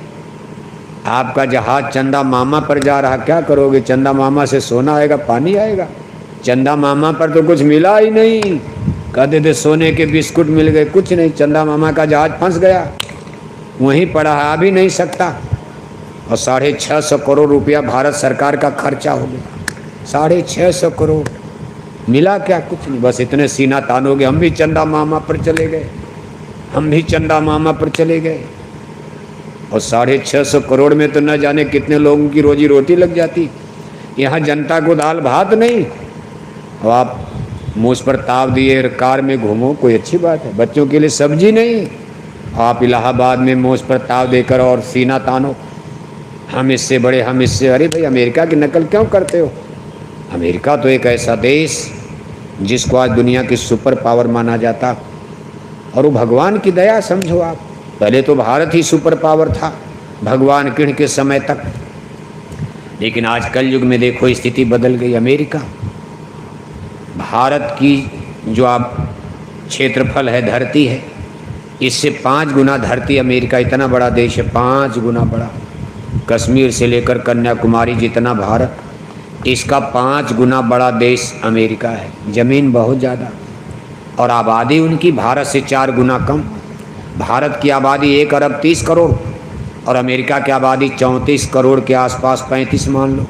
अब सोचो आप, कम संतान सुखी परिवार, खाने वाले कम, आमदनी ज़्यादा, तो कार तो आ ही जाएगी। 1000 एकड़ ज़मीन है, घर में कोई खर्चे नहीं, घर में एक बहू है, एक बच्चा है, एक नाती पोता है, और ज़मीन 1000 एकड़ है गंगा के किनारे। अब उनको क्या करें? जो उनको रोटी की चिंता है, आराम से कार लेकर के इलाहाबाद की सड़कों पर, चौराहे पर नेतागिरी करें। शाम को रोटी मिलना है। चुनाव लड़ेंगे, 50 लाख खर्चा होगा, तब भी गरीब नहीं होंगे। लेकिन एक आदमी जिसको रोज़ कुआं खोदना, पानी पीना, गरीब है, कोई ज़मीन नहीं, कोई नौकरी नहीं, कोई दुकान बिजनेस नहीं। अब उसको तो शाम तक चिंता है कि बच्चों को रोटी कहाँ से मिले, क्या विकास करो, क्या सोचोगे आप? रोटी कपड़ा मकान के आगे आप गरीबी में कुछ सोच पाओगे आप? आपको तो यही चिंता भाई किसी तरह नौकरी मिल जाए। आपको प्राइमरी के मास्टर की नौकरी मिली, पूरा घर खुश, जैसे मालूम पड़ा स्वर्ग का राज मिल गया। इसके आगे अब आपको कुछ चाहिए ही नहीं। बहू नौकरी में आ गई, मास्टर बन गई प्राइमरी की, बेटा प्राइमरी का मास्टर बन गया, दादा खुश। अरे कहा बड़ी किस्मत, हल जोतते जोतते मर गए, बड़ी गरीबी थी, कुछ नहीं था। बहू को 50,000, बेटे को 70,000, 1 लाख आमदनी। इसके आगे कलेक्टर का सपना देख ही नहीं सकते हो, तब तक तो जिंदगी खत्म आपकी। लेकिन जिसके पास 1000 एकड़ जमीन ऑलरेडी है, बैंकों में बाप दादों का करोड़ों रुपया, वो कार मोटर लेकर रोज नेतागिरी करे, क्या फर्क? जन्म में तो गरीब होगा ही नहीं, केवल ब्याज से खाता रहेगा। घर बनाना नहीं, उसको जमीन बनानी नहीं। इलाहाबाद में पहले से 10 कोठी उसकी मौजूद है। अब वो आगे सोचेगा, जो चाहे करेगा, क्या फर्क पड़ता? यही हाल आज अमेरिका का। वहाँ के किसान हेलीकॉप्टर रखते, 10-10 किलोमीटर तक उनका गेहूं का खेत। बताओ आपके इलाहाबाद में 10 किलोमीटर में कितना गांव बस जाएगा, और अमेरिका के किसानों के पास 10-10 किलोमीटर तक एक ही किसान का गेहूं का खेत, हाथ से कोई खाद छिट पाएगा? वो अपने फार्म हाउस में हेलीकॉप्टर रखते, छोटा हेलीकॉप्टर जैसे कार होती, अपने फार्म हाउस से निकाला, बंगले से बटन दबाया, फुर, हेलीपैड नहीं बनाना, छोटा रहता, बस उसमें खाद लाद लिया, 1 घंटे 2 घंटे में पूरा खेत में छीट करके हेलीकॉप्टर अपने बंगले में उतार दिया, रख दिया। इसको अमेरिका नाम दिया गया है। उस अमेरिका की कोई आज दुनिया की वो सुपर पावर, अमेरिका का 2 परमाणु बम भारत के सबसे सुपर सिटी बम्बई पर डाल दिया जाए तो 2-3 घंटे के अंदर बम्बई का चेहरा लहूलुहान खूनी हो जाएगा, जो भारत का सबसे बड़ा शहर माना जा रहा। अमेरिका का 2 परमाणु बम उसको 2-3 घंटे में नष्ट कर सकता। ऐसे कितने हजार परमाणु बम आज अमेरिका ने बना कर रख लिया, कौन उसका मुकाबला कर सकता? लेकिन एक चीज़ है जिससे भारत को विश्व गुरु, आप कहोगे फिर विश्व गुरु की बात, जहाँ अमेरिका रूस इतनी बड़ी सुपर पावर बनकर सामने आ गए, अब भारत तो बहुत पीछे जा रहा है। भारत के पास तो परमाणु बम 160 है, भारत से 5 ज़्यादा 165 परमाणु बम पाकिस्तान के पास है। भारत का परमाणु बम 160, पाकिस्तान के पास 165, अमेरिका के पास 5,500, रूस के पास 6,500। दुनिया में सबसे ज़्यादा परमाणु बम रूस के पास, लेकिन तकनीकी में अमेरिका उससे साथ नष्ट हो जाएगा। वैज्ञानिक इसी बात को ले शंका हो रही, डर लग रहा। अब तो कभी कभी डर लगता कि अगर कहीं अब की विश्व युद्ध हुआ, इसमें परमाणु बम न्यूक्लियर पावर का प्रयोग होगा, और अगर परमाणु बम का प्रयोग हुआ, हमारे गुरु महाराज ने क्या कहा हो तो बाद में बताएंगे। देखो आज के वैज्ञानिक कह रहे हैं अगर अब की बार परमाणु युद्ध होता है, विश्व युद्ध, 1 हफ्ता 7 दिन के अंदर दुनिया की 2/3 आबादी खत्म हो जाएगी। यानी संसार की आबादी 6.25 अरब बताई जा रही। अगर विश्व युद्ध होता है 1 हफ्ते 7 दिन के अंदर दुनिया की 4 अरब से ज़्यादा जनता मारी जाएगी। 2 अरब 2.25 अरब लोग बचेंगे, वो भी लंगड़े लूजे अपाहिज हो जाएंगे। यानी संसार कितने खतरे में, और आप क्यों रोटी कपड़ा मकान के चक्कर में पड़े, मालूम पड़ता है यहीं डेरा डालोगे आप। यानी दुनिया में क्या हो रहा, भूकंप के खतरे। वैज्ञानिक कह रहे हिमालय में बहुत बड़ा भूकंप आने वाला, इतना बड़ा भूकंप आएगा कि भूकंप का केंद्र हिमालय होगा, और आपके गंगा जमुना के पार मध्य प्रदेश तक की धरती झूले की तरह कांपेगी। इधर असर तो कम रहेगा, लेकिन धरती कांपेगी। कोठियाँ ताश के पत्ते की तरह जमी दोज हो जाएंगी, बिखर जाएंगी। फिर इन कोठियों में रहने वाला कोई जिंदा बचेगा, और बचाएगा कौन आपको? भूकंप आएगा, कोई एमपी एमएलए आपको बचाएगा? कोई मुख्यमंत्री प्रधानमंत्री बचा लेगा? इंजीनियर डॉक्टर बचाएगा? कोई बचा सकता? मान लो 2 साल आपके यहाँ पानी न बरसे, ऊपर की सरकार नाराज हो जाए, ऊपर भी तो सरकार है, अगर मानते हो तो मानना पड़ेगा। वही न मानने की तो सजा भोग रहे हो।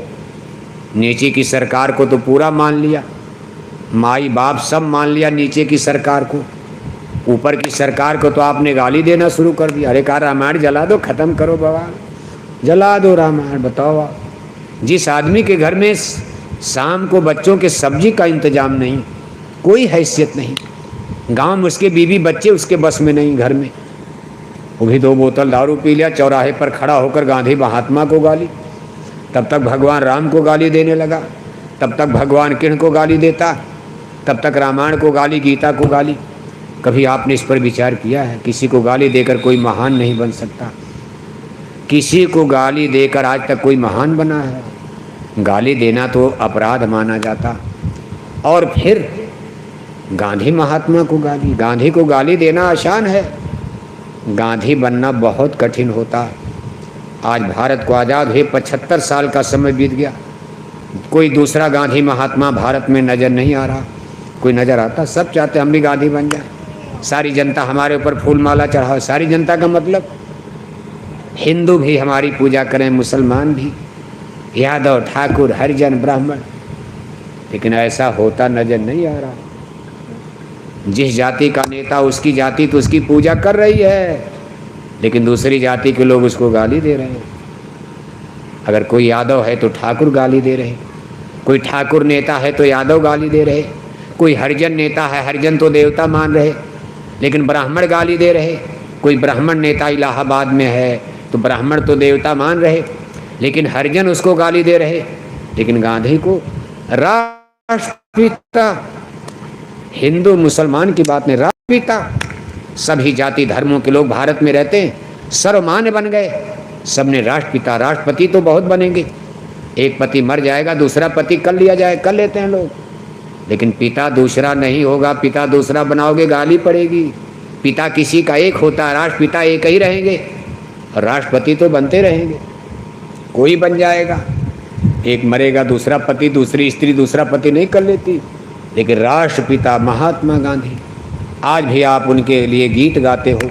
साबरमती के संत तूने कर दिया कमाल, लड़ी धरती पर तूने अजब ढंग की लड़ाई, न दागी कहीं तोप ना बंदूक चलाई, ले ली आज़ादी बिना खड़ग बिना ढाल, साबरमती के संत तूने कर दिया कमाल।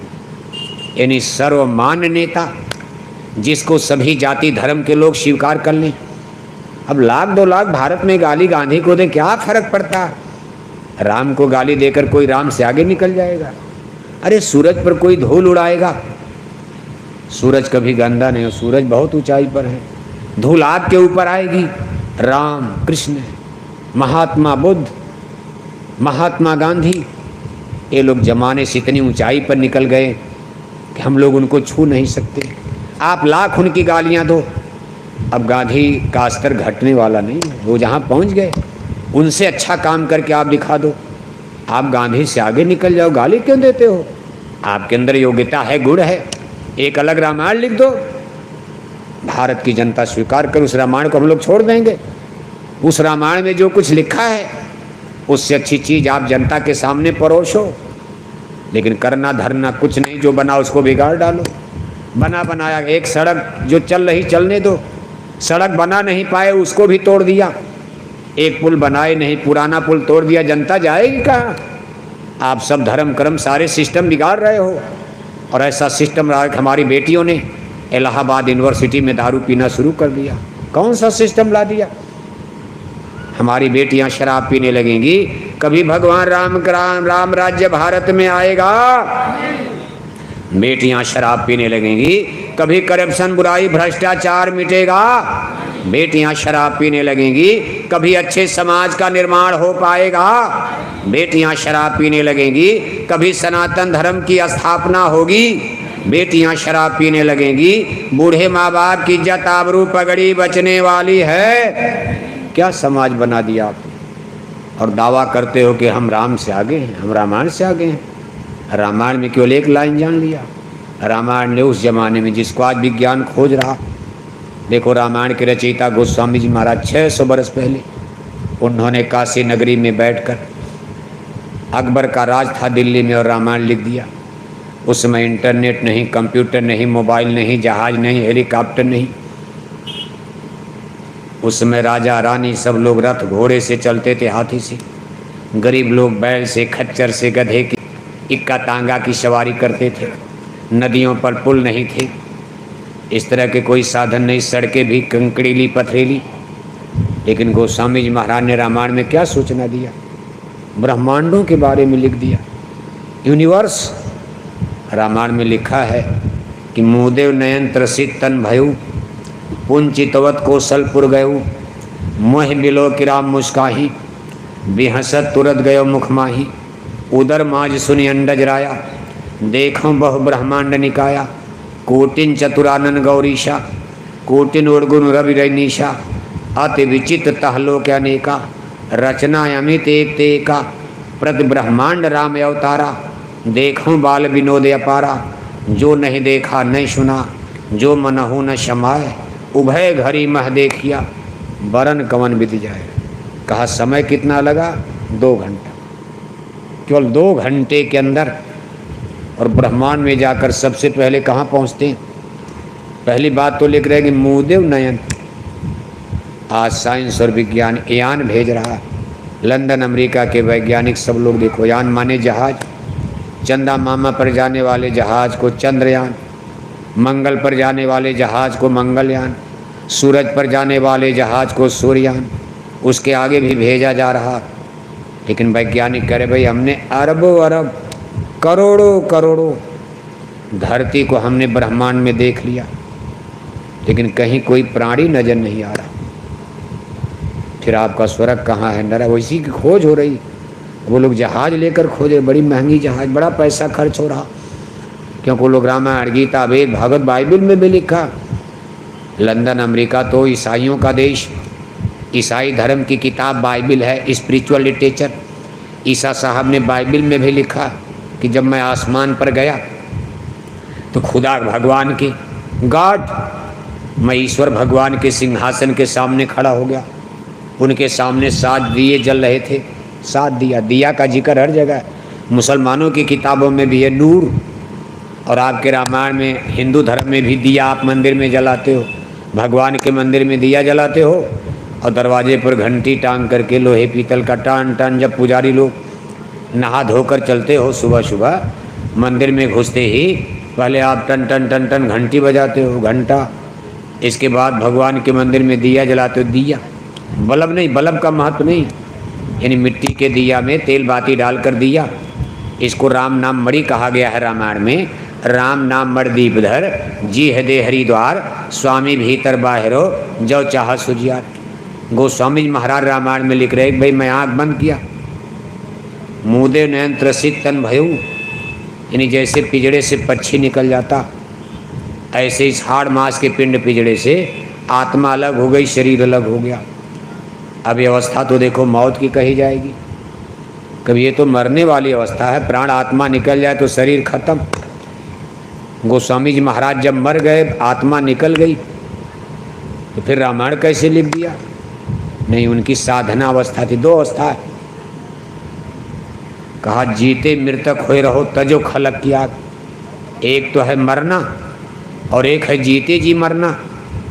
जैसे आप पतंग उड़ाते हो, अगर पतंग की डोरी कट जाए तो पतंग लौट करके वापस नहीं आएगी, और मान लो पतंग की डोरी आपके हाथ में लगी है, कितनों ऊपर उड़ाओ फिर पतंग को वापस करोगे।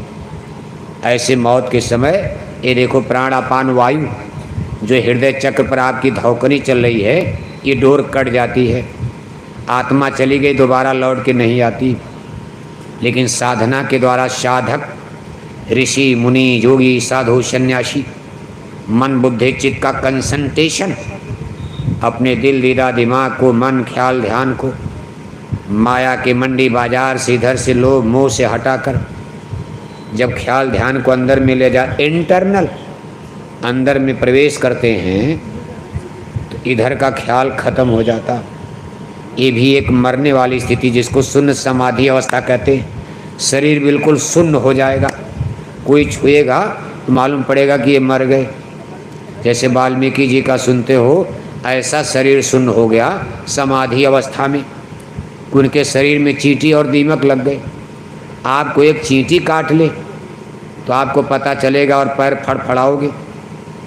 वाल्मीकि जी के शरीर ऐसा शून्य कि उनके शरीर पर चींटी दीमक ने माद लगा दिया, घोंसला लगा दिया, उनको पता ही नहीं। एक महात्मा थे इसी, वो साधना की उनकी दाढ़ी इतनी बड़ी, बहुत बड़ी दाढ़ी हो गई, ऐसे बैठे रहे पूजा में आंख बंद कर, मध्य प्रदेश के जंगल में ऐसे सुन्न मुन बैठे। तब तक उनकी दाढ़ी में चिड़िया ने घोंसला बना दिया, उसमें अंडा दे दिया। उसने सोचा कोई झाड़ ओढ़ है।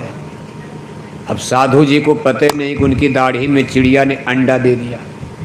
थोड़े दिन के बाद अंडा फोड़े गए और उसमें से बच्चे निकले।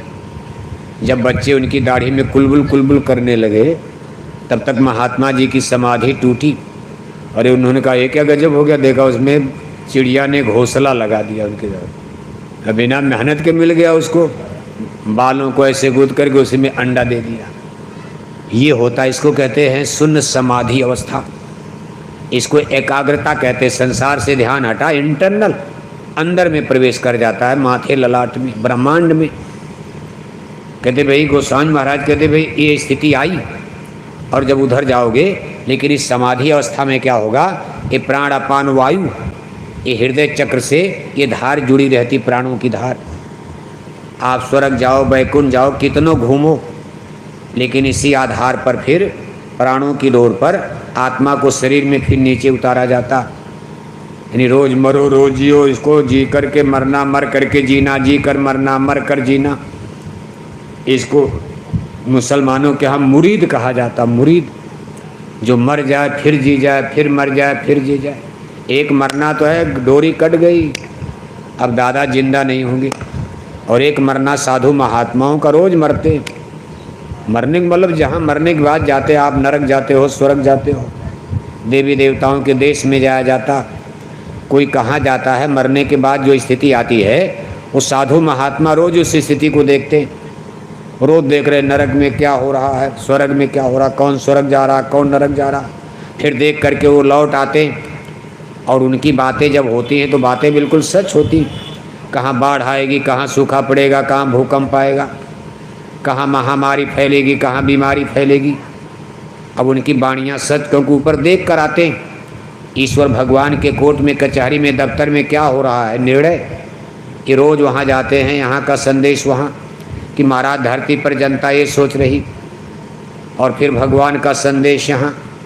जैसे मोहम्मद साहब ने कहा है, मक्का वालों खुदा ने हुक्म दिया है, खुदा की बाणी आई है, अल्लाह ताला का आदेश आया।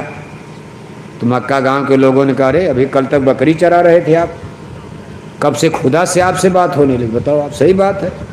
अब आपके गांव में कोई आदमी खड़ा हो जाए, कहा मैं आए भगवान का हुक्म हुआ, आप कहोगे कल तो अभी गांव में बकरी चरा रहे थे गाय, आप भगवान से कब बात कर, बड़े भारी जोगड़ा जोगी बन गए, कोई मानेगा जल्दी। ऐसे मोहम्मद साहब को भी झेलना पड़ा, और गांव वाले इतना नाराज़ हो गए, कभी आपकी खुदा से कैसे बात होती, आप भगवान से मिल गए। अभी तो आप जंगल में रोज़ बकरी चराने जाते। अरे कहा वही बकरी चराते समय वहाँ एक हीरा नाम की गुफा थी, मैं बकरी चराते चराते उसी में बैठ कर आँख बंद करके, और पता चला मेरी रूह जिंदा हो गई, खुदा मुझसे बात होने लगी। लोगों ने कहा गजब कर दिया आपने, भगवान से कैसे बात हो सकती है।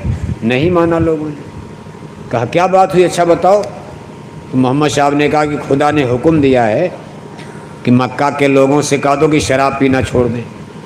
अरे कहा बेवकूफ, गजब कर दिया, खुदा ने हुक्म दिया, ये बात हम बिल्कुल झूठी है। शराब बेचारे छोड़ेंगे, शराब वाला आदमी शराब छोड़ दे, रात भर नींद नहीं आएगी। रोटी कहो छोड़ देगा, लेकिन शराब छोड़ेगा। और मक्का में खूब शराब पीते थे लोग उस समय। जिस गांव में मोहम्मद साहब के कबीले लोग थे, यहाँ तक गंदी परंपरा थी कि लड़कियों के ज़मीन में जिंदा गाड़ देते थे। जैसे यहाँ भी कभी आप देखते हो, अब तो कम बेटियों को लोग मारते नहीं, तो कहते भाई हमको बेटी नहीं चाहिए, डॉक्टर साहब बेटी नहीं चाहिए, गरम में मार डालो, हमको बेटा चाहिए। ऐसे 1400 साल पहले जब अरब में मोहम्मद साहब ने जन्म लिया, उस समय वहाँ की परंपरा बड़ी दूषित गंदी थी। लोग शराब पीते थे, जुआ खेलते थे, डाका डालते थे, कबीले में रहते थे गिरोह बनाकर। बस जंगल में किसी व्यापारी को लूट लिया, कहीं यहाँ डाका डाल दिया, वहाँ लूट लिया, मार डाला, काट डाला। लड़कियाँ पैदा होती थी जिंदे गाड़ देते थे। कहा लड़की उड़की नहीं चाहिए, कौन बवाल लेगा, कौन शादी करे, ब्याह करे, ख़त्म करो। ये परंपरा थी। मोहम्मद साहब ने इसका विरोध किया और कहा भाई देखो मैं नहीं करा, खुदा का हुक्म हुआ। अरे कहा खुदा, खुदा की बात करने वाले, कहा मार डालो इनको। और लोगों ने रात में मारने की प्लान बना लिया। मक्का गांव, वही मक्का जहां मुसलमान आज हज करने जाते, उसी गांव के लोग मोहम्मद साहब को मारने की योजना बना लेते हैं। मोहम्मद साहब को पता चलता, मोहम्मद साहब को खुदा की आवाज़ आई, ऐ मोहम्मद जल्दी इस गांव को आज रात के अंधेरे में, आधी रात होने के पहले छोड़ दो, आपको मारने की योजना बन रही। अब जिसका भगवान से बात हो रही, कौन मार पाएगा बताओ आप। जिसका भगवान सहारा, खुदा रक्षक है, जिसकी रोज़ खुदा से बात हो, उसको कोई क्या धोखा देगा। खुदा ने ही बता दिया मोहम्मद आधी रात के पहले इस गांव को छोड़ दो। हुजूर मैं कहाँ जाऊँगा, अपना गांव छोड़कर मैं जाऊँगा कहाँ, भटकूँगा जंगल में। अरे कहा आप मदीना चले जाओ। अब वहाँ से कुछ मील कोस की दूर पर एक गांव था मदीना। अब उस ज़माने के लिए 10-20 किलोमीटर बहुत था पैदल पैदल के लिए। अब आज तो देखो हेलीकॉप्टर जहाज़ से आदमी कहाँ से कहाँ पहुँच जाए। वो 20-25 किलोमीटर की दूरी बहुत ही जंगल में का एक गांव मदीना, आप मदीना चले जाओ। मदीना के लोगों की बुद्धि को मैंने ठीक कर दिया। अरे कहा प्रभु मैं वहाँ जाऊँगा, जब मेरे गांव वाले मारने को तैयार, आप कहोगे इनको भी संदेश सुनाओ शराब पीना छोड़ दें, तो दूसरे गांव वाले मुझको मारेंगे, तब मैं कहाँ जाऊँगा। खुदा ने कहा नहीं नहीं, मैंने उनकी बुद्धि को बदल दिया, आप जाओ, वहाँ आपका इज्जत किया जाएगा, सम्मान किया जाएगा, आपके सत्संग को लोग सुनेंगे और मदीना के लोग आपकी बात को मानकर शराब छोड़ देंगे। देखो भगवान की आशीर्वाद मिल गया। मोहम्मद साहब जाते एक ऊँटनी पर बैठ कर जाते, ऊँटनी पर, और रात अंधेरे में जब देखा उधर से आ रहे दुश्मन पीछे पीछे, जब घर में घुसे तो नहीं मिले। अब ऊँट रेगिस्तान है, सब बालू, वहाँ ऊँट जिधर जा रहा तो उसका पैर पड़ा, उसी को देखते देखते वो भी पीछे पीछे कि इधरे गए होंगे, इधरे गए होंगे, इधरे गए होंगे। और जब देखा उधर आ रहे तो मोहम्मद साहब के साथ है अबू बकर साहब, उनके शिष्य थे, मुरीद थे। जैसे शिष्य होते वहाँ मुरीद कहा जाता, जैसे भारत में गुरु लोग चेला बनाते ऐसे वो लोग मुसलमान फ़कीर मुरीद बनाते हैं, और गुरु को मुर्शिद कहा जाता, शिष्य को मुरीद कहा जाता। मोहम्मद साहब ने कहा अबू बकर मत घबराओ, खुदा हमारे साथ है, आप चिंता मत करो। सामने एक गुफा दिखाई दी छोटी सी पहाड़ी में, उसी में अपना ऊँट उट ले करके घुस गए। और जब लगे घबराने के तो गड़बड़ होगा, वो लोग ऊँट का निशान तो बना, यहाँ तक आएंगे, गुफा में झाँक कर देख लेंगे। तो देखो भगवान की दया, देखो कि एक मकड़ी ने जाला लगा दिया। तब इन उस गुफा के दरवाजे पर तुरंत मकड़ी, उधर से दुश्मन आ रहे, मकड़ी ने जाला बुन दिया। अब जब दुश्मन आएगा भाई, यहाँ तक तो निशान दिखाई दे रहा, गुफा में देखो, अरे कहा गुफा में मकड़ी ने जाला लगाया। अगर इस गुफा में मोहम्मद और उनके लोग घुसे होते, ये जाला टूट गया होता है तो ताज़ा ताज़ा जाला, इसके माने इसमें वो लोग नहीं हैं। मुसलमान इस चीज़ को, इनके यहाँ सब इतिहास में है और वो मानते हैं। इसी पर उनके तमाम तीज त्यौहार, जैसे भगवान राम जहाँ जहाँ गए ऐसे वहाँ भी जगह जगह मस्जिद बन गई, तीर्थ बन गए। मक्का मदीना लोग जाते हज करने, मदीना पहुँचते, मदीना वालों ने स्वागत किया, आओ पैगंबर, हम आपकी इंतजारी में थे। और 300 लोग तैयार हो गए, 300 गिने गिनाए 300 लोगों को लेकर मोहम्मद साहब आगे बढ़े। अंत में मदीना वालों को भी उन्होंने पराजित किया। अपने गांव वाले भी देखो युद्ध हार गए, मोहम्मद साहब के सामने झंडा झुका दिया। मक्का वाले भी मान गए, मदीना वाले पहले से, और भी लोगों को फिर एक बहुत बड़ा स्टेट, उन्होंने एक बहुत बड़ा साम्राज्य बना दिया। फिर राज बना, उनमें खलीफा तब बना जैसे आज राजा प्रधानमंत्री, मुसलमानों में खलीफा नाम दिया गया। खलीफा धर्म का भी काम करेंगे और मुसलमानों के लिए राजा का भी काम, दोनों पद। बाद में दोनों पद अलग अलग कर दिया गया, नहीं भाई राजा अलग रहेगा और खलीफा धर्म गुरु अलग रहेंगे। उसी के बाद फिर मुल्ला मौलवी जैसे अपने में आचार प्राचार, शंकराचार्य, पंडित, पुरोहित, ऋषि मुनि, साधु, सन्यासी, हिंदू धर्म में क्या क्या बन गए, ऐसे फिर मुसलमानों में आगे चलकर खलीफा के बाद फिर मुल्ला मौलवी, हजरत साहब, ये साहब वो साहब, तमाम कैटेगरी, पढ़ाई लिखाई, तमाम किताबें वहाँ। लेकिन कुल मिलाकर के सब पढ़ना लिखना बेकार होने जा रहा। धर्म के नाम पर इस तरह से युद्ध करना, धर्म के नाम पर इस तरह से कत्लेआम मचाना, ऐसा तो कहीं किताबों में लिखा नहीं था। भाई धर्म तो यही कहता भाई सत्य रूपी परमात्मा को पाना, तो आप अहिंसा के रास्ते पर चलो। सत्य अहिंसा परमो धर्म, सत्य ईश्वर का सांकेतिक नाम। उस सत्य रूपी परमात्मा को पाना है तो आपको अहिंसा के रास्ते पर चलना पड़ेगा। हिंसा के रास्ते पर चलकर आज तक कोई भगवान को नहीं पाया। तमाम लोगों का इतिहास आप पढ़ो, मोहम्मद साहब भी शाकाहारी थे, आप सुनकर आश्चर्य करोगे। आज मुसलमान भाइयों के यहाँ शाकाहारी खोजना कठिन होगा, लेकिन मोहम्मद साहब ने सारे जीवन जौ की रोटी खजूर पर बिता दिया। कद्दू कोहड़ा उनको सब्जी बहुत प्यारी थी। ईसा मसीह साहब जिनसे ईसाई धर्म, ईसा मसीह सिख गुरु साहिबान 10 गुरु, पंजाब में सिखों के 10 गुरु, सब शाकाहारी जीवन जिए। गुरु नानक जी महाराज, अंगद जी महाराज, गुरु अमरदास, गुरु रामदास, गुरु अर्जुन देव जी महाराज, गुरु हरि राय साहेब, गुरु हरि किरण साहब, गुरु हरि गोविंद साहब, गुरु तेग बहादुर साहब, गुरु गोविंद सिंह जो अंतिम गुरु जिनकी औरंगजेब से लड़ाई हुई, लड़े लेकिन इस गुरुओं ने कभी मांस नहीं खाया। पंजाब के 10 गुरुओं ने कभी शराब नहीं पिया, गांजा नहीं पिया। आज आप पंजाब में जाओ, सिख लोग देखो बड़ी बड़ी पगड़ी बांधेंगे, बोलेंगे सत श्री अकाल वाहेगुरु, सत श्री अकाल वाहेगुरु, लेकिन अंडे खाने लगे, शराब पीने लगे। इसी तरह हिंदू धर्म के जितने महापुरुष, भगवान राम कृष्ण, ऋषि मुनियों का नाम आप पढ़ते हो, सबको देखो सब वेजिटेरियन लाइफ सिस्टम, सब लोग शाकाहारी शाकाहारी शाकाहारी धर्म, सनातन धर्म माने शाकाहारी धर्म। लेकिन आज हम आप कहाँ खड़े हैं? आज 1 अरब 4 करोड़ भारत में हिंदू रहते, 1 अरब 4 करोड़ हिंदू में 82 करोड़ हिंदू आज भारत में मांस खाते हैं। कितने हिंदू? कितने हिंदू? जोर से बोलो, पढ़ाया जा रहा है। ये नेता लीडर का भाषण नहीं, नेता लीडर के भाषण से तो गलत भी होगा सही भी होगा, क्या फर्क पड़ेगा। इस भाषण की आगे आपको जरूरत पड़ने वाली आज नहीं, कुछ साल के बाद आप जैकेट वाले बोरे वालों को खोजोगे। भाई आप उस समय क्या बताए, जरा बता दीजिए। आज भारत में 82 करोड़ हिंदू मांसाहारी और 22 करोड़ हिंदू शाकाहारी। शाकाहारी हिंदू 1 और मांसाहारी हिंदू 4। जितने हिंदू भारत में शाकाहारी, उसका 4 गुना हिंदू भारत में मांस खाते। बताओ आप क्या धर्म बचाओगे? आप क्या सनातन बचेगा, क्या धर्म बचेगा? अंडे खिलाकर, शराब पिलाकर कोई माई का लाल इलाहाबाद में रामराज ला पाएगा? भगवान राम के रामराज में अंडा बिकता था, भगवान राम के रामराज में दारू शराब बिकती थी, और आप कहते हो कि नहीं अंडे खाते रहो, मुर्गी पालन खोलो, मछली पालन हम रामराज लाएंगे।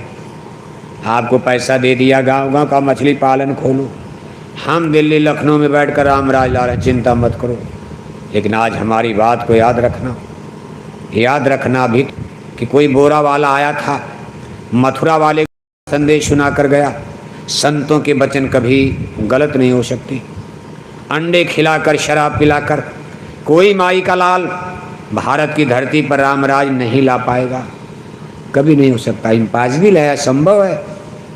रामराज कब आएगा? सनातन धर्म की रक्षा कब होगी? जब पूरे इलाहाबाद जिले में मछली अंडा शराब की दुकानों पर बुलडोजर चल जाए। क्या चल जाए? क्या चल जाए? बुलडोजर जानते हो नहीं जानते? हाँ, आप इलाहाबाद में रहते हो तो जान ही लेना चाहिए, यहाँ तो बहुत चलता रहता है।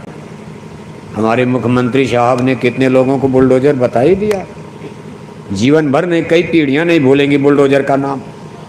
और प्रदेश में तो लोग कम जानते हैं, लेकिन उत्तर प्रदेश में बुलडोजर को सब लोग जानते हैं, बच्चे भी जानते हैं। बुलडोजर एक मशीन होती, अगर उसको लगा दिया जाए बड़ी बड़ी कोठियाँ कई मंजिला धराशायी हो जाएंगी।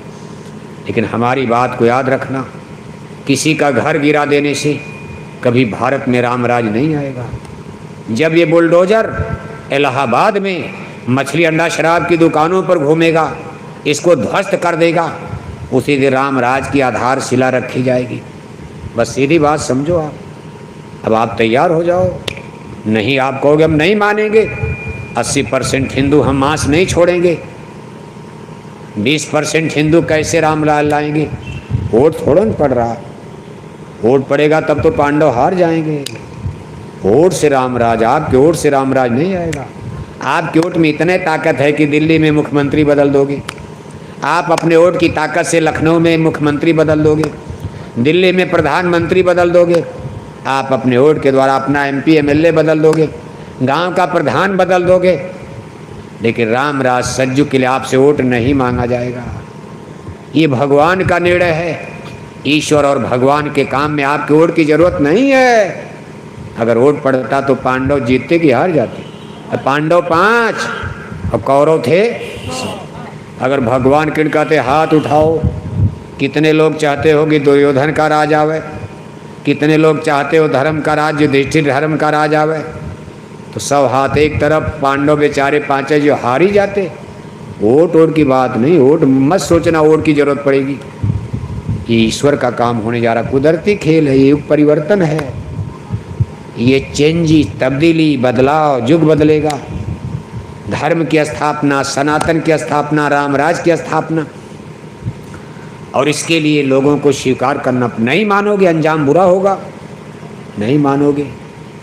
अभी तो मनाया जा रहा कि हाथ जोड़कर विनय हमारी, और हो जाएं सब, हो जाएं सब। कोई डंडा मारा जा रहा, हाथ है। 50-60 बरस तक हमारे गुरु महाराज ने छोटे बड़े काफिले लेकर अपील किया, जंगल जंगल गांव गांव घूमे, हाथ जोड़कर विनय हमारी, हो जाएं सब साकार। 10 बरस तक हमारे पूज्य हुजूर महाराज जी छोटे बड़े काफिले निकालकर बराबर देखो चल रहे, हाथ जोड़ रहे, हाथ जोड़कर विनय हमारी, हो जाएं सब साकार। हमारे लाखों लाख भाई बहन शाकाहारी जाकिर पहनकर अब तो एक एक गांव गोंद लेकर ये घर घर जा रहे, पर्चा दे रहे, पत्रिका दे रहे और अपील कर रहे कि हाथ जोड़कर विनय हमारी, हो जाएं सब साकार। लेकिन कब तक हाथ जोड़ा जाएगा? हाथ जोड़ते जोड़ते जय गुरुदेव मिशन की एक पीढ़ी तो मर गई, एक पीढ़ी खत्म। 70 साल बहुत होता, एक पीढ़ी हाथ जोड़ते जोड़ते इलाहाबाद में मर गई और दूसरी पीढ़ी में सुखराम भाई बुढ़ापा में पहुंच, वो भी बुढ़े हो गए, आपके ज़िले के जो अध्यक्ष हैं। इसलिए तीसरी पीढ़ी युवा ब्रिगेड, युवा संगठन को तैयार किया जा रहा। भाई दूसरी पीढ़ी भी हमारी बुढ़ापे में चली गई, कहीं ये लोग बुढ़े होकर घर बैठ जाएंगे तब क्या होगा? प्रचार कौन करेगा? और अभी सतयुग इतनी जल्दी आने वाला नहीं है, अभी ब्रिगेड तैयार करनी पड़ेगी, अभी इतनी जल्दी काम होने, लंका जलने वाली नहीं है। इसलिए इतना मेहनत, इतना परिश्रम, लेकिन कब तक हाथ जोड़ा जाए? कोई सीमा? अरे हाथ जोड़ने की कोई सीमा होती? एक दिन हाथ जोड़ना बंद हो जाएगा, बंद हो जाएगा। जिस दिन जाकिट वालों का हाथ जोड़ना बंद हो जाएगा वो दिन धरती पर प्रलय मचेगी। गांव में कहा जाता, आप कहावत कहते हो, आदमी 2 ही चीज़ से मानता है, या तो माने बात से और नहीं तो माने, नहीं तो माने। अब हम तो बोलेंगे नहीं, मशीन लगी है, गंदा शब्द है थोड़ा, अब आवाज़ तो बड़ी दूर तक जा रही। अब इसको कितने लोग देख रहे होंगे, लाखों लोग। ये भीड़ मत देखो आप, इस मशीन के द्वारा अमेरिका तक आवाज़ जा रही, लोग देख रहे हैं, देखते हैं, लेकिन आपकी आवाज़ इसमें नहीं। आप भीड़ तो आपकी दिखाई दे रही, लेकिन आवाज़ आपकी इसमें नहीं आएगी। इसलिए आप जोर से बोल सकते हो, या तो माने बात से और नहीं तो माने लाश। डंडा जिसको छड़ी कहते हो, माँ बाप भी छड़ी रखते, स्कूल में मास्टर भी छड़ी रखता, भगवान भी छड़ी रखते। रावण को ऋषि मुनियों ने कितना समझाया, मान जाओ, अरे भाई मान जाओ, आप ब्राह्मण हो, ब्राह्मण कुल में जन्म हुआ है। ये भक्षा भक्ष जो अधर्म नीति अन्याय कर रहे हो, जेहि जेहि देश धेन द्विज पावे, नगर गाँव पुर आग लगावें, जेहि विध होई धर्म निर्मूला, सो सब करें वेद प्रतिकूला। जानते हो वेद, पढ़ते हो वेद, भगवान शंकर के पुजारी हो, लेकिन हे रावण आप धर्म के खिलाफ जा रहे हो। अरे रावण ने कहा कुछ नहीं देखा, माना। भगवान राम 14 बरस जंगल में कितने लोगों को भेजा, समझाओ समझाओ, समझने को कौन कहे। भगवान राम की देवी सीता पर ही रावण ने हाथ लगा दिया, चुरा करके लंका लेकर भाग गया। कहा जाओ जो करना हो कर लेना। फिर भी कितने लोगों को समझाया, बताया, नहीं माने। अंत में भगवान राम ने कहा काउंटर करो, हटाओ, खेल खत्म करो, अब बहुत हो गया। फिर वही बात आ गई, हाथ जोड़कर विनय हमारी। फिर वही बात है, या तो माने बात से और नहीं तो माने। भगवान राम ने जान लिया ये डंडा ही चलेगा, ये बात से मानने वाला मूर्ख हृदय न चेत, जो गुरु मिले बिरंज सम। रावण ऐसे संस्कारहीन, अधर्मी, दुष्ट, अहंकारी, घमंडी को अब कोई नहीं समझा सकता। जब राम ही फेल हो गए समझाते, कहा काउंटर करो। ऐसा काउंटर किया कि रहा न कुल कोई रोवनिहारा। 1 लाख पूछ 1.25 लाख नाती, ता रावण घर दिया न मार। सब कुछ लंका सोने की जलकर भरा भौतिकवाद समाप्त हो गया। फिर लाखों बरस बीतने के बाद देखो द्वापर काल में सारे राजवंश के राजा महाराजा धर्मी हो फिर गलती करने लगे। इतनी बड़ी बड़ी गलती कर दिया कि हस्तिनापुर की कुरु राजसभा में महारानी द्रौपदी को दुशासन ने कहा, दुर्योधन ने अपने भाई दुशासन से कहा नंगा करके मेरी जंगा पर बैठा दो। उस समय भगवान की धरती पर मौजूद थे। इतने बड़े बड़े जघन्य पाप, भारत की नारी का इस तरह से अपमान, फिर पांडव बेचारे जंगल चले गए द्रौपदी को लेकर। 13 बरस जंगल में कष्ट उठाए, ठोकर खाए। 13 बरस बीतने के बाद जंगल से वापस आए। भगवान श्री कृष्ण से मुलाकात हुई। भगवान श्री कृष्ण ने युधिष्ठिर से कहा, युधिष्ठिर एक बार हम भी हस्तिनापुर जाना चाहते हैं, अंतिम बार एक बार हम भी दुर्योधन को समझा दें, सत्संग सुना दें। हो सकता बात से मान जाए। बात का भाई, बाद में बहुत बड़ी सत्संग तो बहुत बड़ी चीज़ है। बड़े बड़ों लोगों की सत्संग कोटिन कुमत सुधारी। कुमत माने दुर्बुद्धि, अज्ञान। सत्संग के द्वारा करोड़ों लोगों की बुद्धि शुद्ध हो गई, 60 सुधरे, सत्संगत पाई। लेकिन जब इतनी बड़ी गंदगी है, अहंकार घमंड, रावण पर सत्संग क्या असर करेगा? युधिष्ठिर ने हारे कहा कि सो आप मत जाइए, दुर्योधन मेरा भाई है, हम उसको बचपन से जानते, बड़ा निर्लज है, संस्कारहीन है। वो आपको गाली देगा, माने होने का नहीं, गाली ही देगा। और अगर आपका दुर्योधन अपमान करेगा, हम पांडवों के लिए बहुत कष्ट होगा। भगवान ने कहा चिंता मत करो, मैं काल ब्रह्म हूँ, मुझे मान अपमान गाली गलौज का कोई फर्क नहीं पड़ता। मैं कोई साधारण मनुष्य नहीं कि छोटी बात में उबल जाऊंगा। मुझे कोई गाली दे देगा, मैं बंदूक उठा लूंगा। अरे युधिष्ठिर, मैं काल ब्रह्म हूँ। सूरज पर कोई धूल उड़ाएगा, सूरज गंदा नहीं होता। भगवान परमात्मा ईश्वर ब्रह्म, दुनिया गाली दे, पूजा करे, चाहे गाली दे, क्या फर्क? भगवान सबको बेटा बेटी देंगे। जो भगवान को 10 गाली रोज दे रहा, उसकी भी कोठी इलाहाबाद में बन जाएगी। भगवान तो सबको देते, लेकिन भगवान पर कोई फर्क नहीं। देखो भगवान श्री कृष्ण हस्तिनापुर जाते, सभा लगी है, आज दुनिया के भाग्य का फैसला होने वाला। एक दुर्योधन अगर आज मान जाए तो संसार प्रलय से बच जाएगा। इसलिए इस निर्णय की घड़ी में तमाम राजा महाराजा सब लोग उस कुरु सभा में मौजूद थे देखने के लिए। भाई आज योगेश्वर कृष्ण आ रहे, कहा भगवान हस्तिनापुर आए, संदेश पांडवों का लाए, दुर्योधन को समझाने को, अब महाविनाश बचाने को भगवान हस्तिनापुर आए। और उनका भाषण कुरु सभा में शुरू हो गया। सब लोग बैठे, हर कुरु सभा में बोल रहे, सबके भावों को तोल रहे।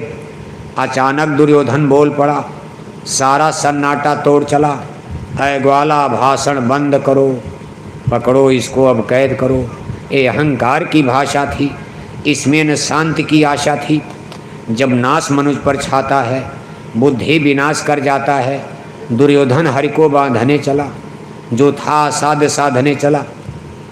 भगवान कृष्ण को दुर्योधन ने भरी सभा में गाली देना शुरू। अरे कहा ग्वाला, जीवन भर तूने जंगल में गाय चराई और आज क्षत्रिय राजाओं को ज्ञान देने आ गए। पकड़ो इस ग्वाले को, गिरफ्तार करो। दुर्योधन हरि को बांधने चला, अपने सिपाही लेकर उनको पकड़ने चला कि पकड़कर जेल में डाल दूंगा। जब तक पांडवों को मार नहीं डाला जाएगा तब तक इस ग्वाले को हम छोड़ेंगे नहीं। और बाद में जब पांडवों को मार डालेंगे तो बाद में इस ग्वाले को भी मार दिया जाएगा। न रहे बांस न बजे, इसी ग्वाले ने सब काम चौपट किया, इसको भी मार डालेंगे, पहले पांडवों को मारेंगे। पकड़ो इसको, जेल में बंद करो। तो दुर्योधन हरि को बांधने चला, जो था साध साधने चला। यह देख हरि हंसे, चल दिए, निकल गए। भगवान कृष्ण हंसने, अरे का तू हमको बांधेगा, तू हमको बांधेगा, चल बांध हमको, देख। कहा अरे हंसे, चल दिए, निकल गए। जहाँ पांडव थे वहाँ पहुँच गए। करुणा सिंधु करुणा सागर एकाएक आज कठोर बने। आज देखो जिनको दया सिंधु कहा जाता, करुणा का सागर कहते, दीन बंधु दीनानाथ। लेकिन आज वो नाराज हो गए, संसार के मनुष्यों से नाराज हो गए। अब जब भगवान नाराज हो जाएंगे कौन बचाएगा? बताओ, प्रलय आएगी। भगवान ही नाराज हो गए। दुर्योधन ने वासुदेव को नाराज कर, दुर्योधन ने नहीं, वहाँ जितने राजा महाराजा बैठे थे कोई नहीं बोल रहा, सबसे नाराज हो गए। दुष्टों की सभा है, ये धरती अहंकारी घमंडी पापियों की बन गई। अब इनको बचाना ठीक नहीं, मारे जाएं ठीक है, खत्म हो जाएं, काउंटर करो इनका। कहा फिर करुणा सिंधु करुणा सागर एकाएक आज कठोर बने, बोल दिए। हरि बोल पड़े, याचना नहीं अब रण होगा, आगे अब घोर समर होगा। शिव नेत्र तीसरा खोलेंगे, सब दिग दिगंत अब डोलेंगे। सब राजवंश टकराएंगे, सब मिट्टी में मिल जाएंगे। कई लड़ भिड़ करके अब राजा महाराजा मरेंगे, कोई नहीं बचा सकता। अब जब भगवान ने घोषणा कर दिया तो बचाएगा कौन? कौन बचा सकता? और देखो ये सेनाएं सज गई, कौरव पांडव। 18 दिन में सारे राजा राजकुमार मारे गए। हजारों लाखों रानियां राण बेवा विधवा हो गई। कोई राजा राजकुमार जिंदा अपने घर वापस नहीं आ पाए। वही बात हो गई कि या तो माने बात से और नहीं तो माने मान लिया। मान क्या लिया? मर गए, मिट गए, खत्म। जो लोग बच गए मान लिए, जो मर गए चले गए। मर करके कोई नरक गया, कोई 84 में गया, गाय बैल कुत्ता बिल्ला। कहा कबीर गुरु की भक्ति बिन राजो गधा हो, लादे लादे और की घास न डाले को। 4 खान 84 में राजा रानी सब। इसी तरह जीव भटक जाता। जब हम संसार में बुरे पाप कर्म करेंगे, अच्छा कर्म नहीं करते हो, शुभ कर्म करते ही नहीं, सब अशुभ कर्म, बुरे पाप कर्म, और फिर भगवान की अदालत में खड़ा होना, आप क्या जवाब दोगे? सजा मिलेगी, दंड मिलता। आज देखो हमारे गुरु महाराज, हमारे पूज हुजूर महाराज जी, हमारे लाखों भाई बहन शाकाहारी जैकेट पहनकर आपसे भी अपील हो रही है कि हाथ जोड़कर विनय हमारी, और हो जाएं सब।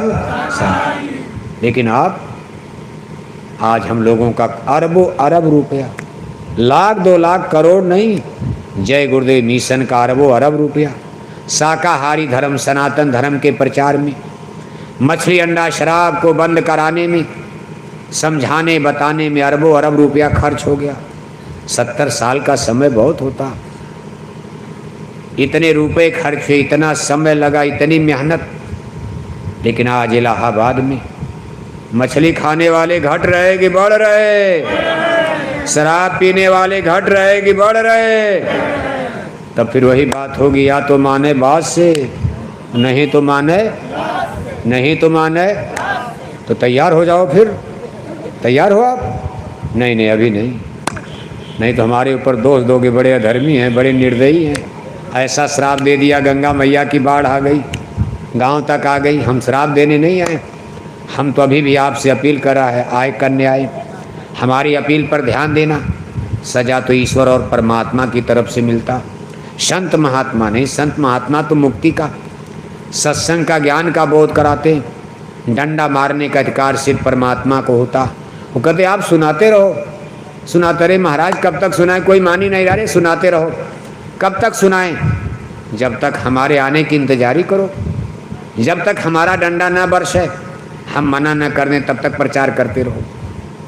हमको आपको भी हुक्म मिला, खुदा का, भगवान का, गुरु का, सदगुरु का आदेश हुआ कि जब तक हम न कह दें तब तक प्रचार करते रहो कि हाथ जोड़कर विनय हमारी, हो जाएं सब।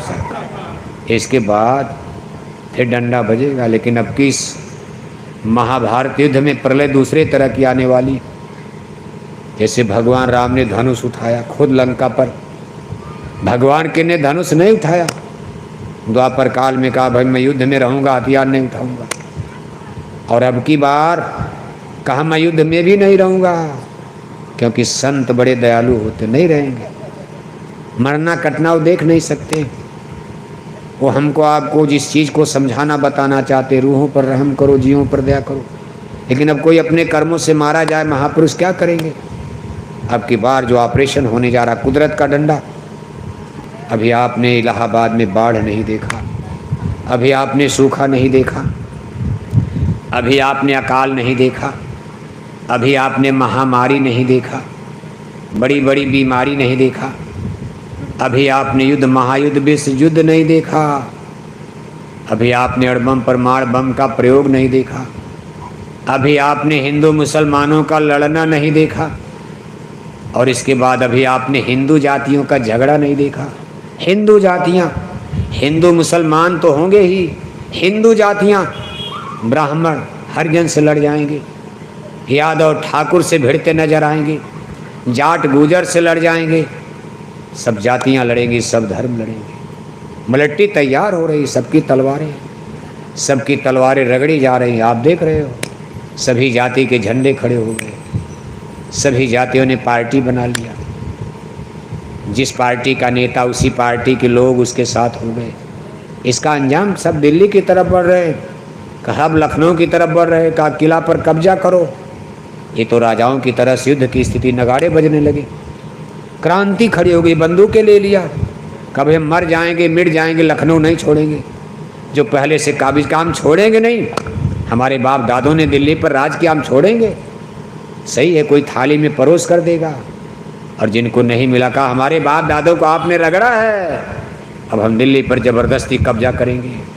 वो छोड़ेंगे नहीं और अभी लेने से मानेंगे नहीं, इसलिए द्वंद्व होने वाला है। लेकिन इसमें केशव नजर नहीं आएंगे, याद रखना, हमारी बात को याद रखना। इसमें कहीं राम नजर नहीं आएंगे।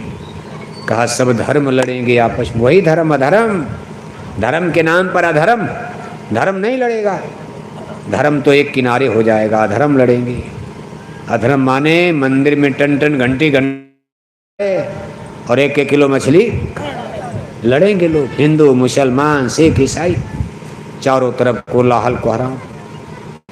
फिर लोगों को याद आएगा गुरु महाराज की वाणी, लाशें पड़ी सड़े घर घर में, उठाने वाले मिलेंगे नहीं यार, जमाना बदलेगा। कहें जय गुरुदेव पुकार, जमाना बदलेगा। वर्षा सूखा पड़े अकाल, जमाना बदलेगा। सुनते जाना सभी नर नार, जमाना बदलेगा। कहें जय गुरुदेव पुकार, जमाना। हमने तुम्हारे लिए जलसे रचाए, कभी हमने बहुत जलसा, बहुत सत्संग सभा, हमने कितने दिनों तक आपके लिए बड़े बड़े सत्संग इलाहाबाद में किए, कुंभ के मैदान में कितने बार बड़े बड़े फंक्शन, पूरे इलाहाबाद ने जान लिया कुंभ में जय गुरुदेव मिशन का मेला लगा। हमने तुम्हारे लिए जलसे रचाए, गलियों गली में खूब पर्चे बटाए। अब मानो न मानो ये मर्जी तुम्हारा, और सुनते तो जाओ संदेशा हमारा। नहीं मानोगे फिर वही बात आएगी, या तो माने बात से, नहीं तो माने तब मान लेना।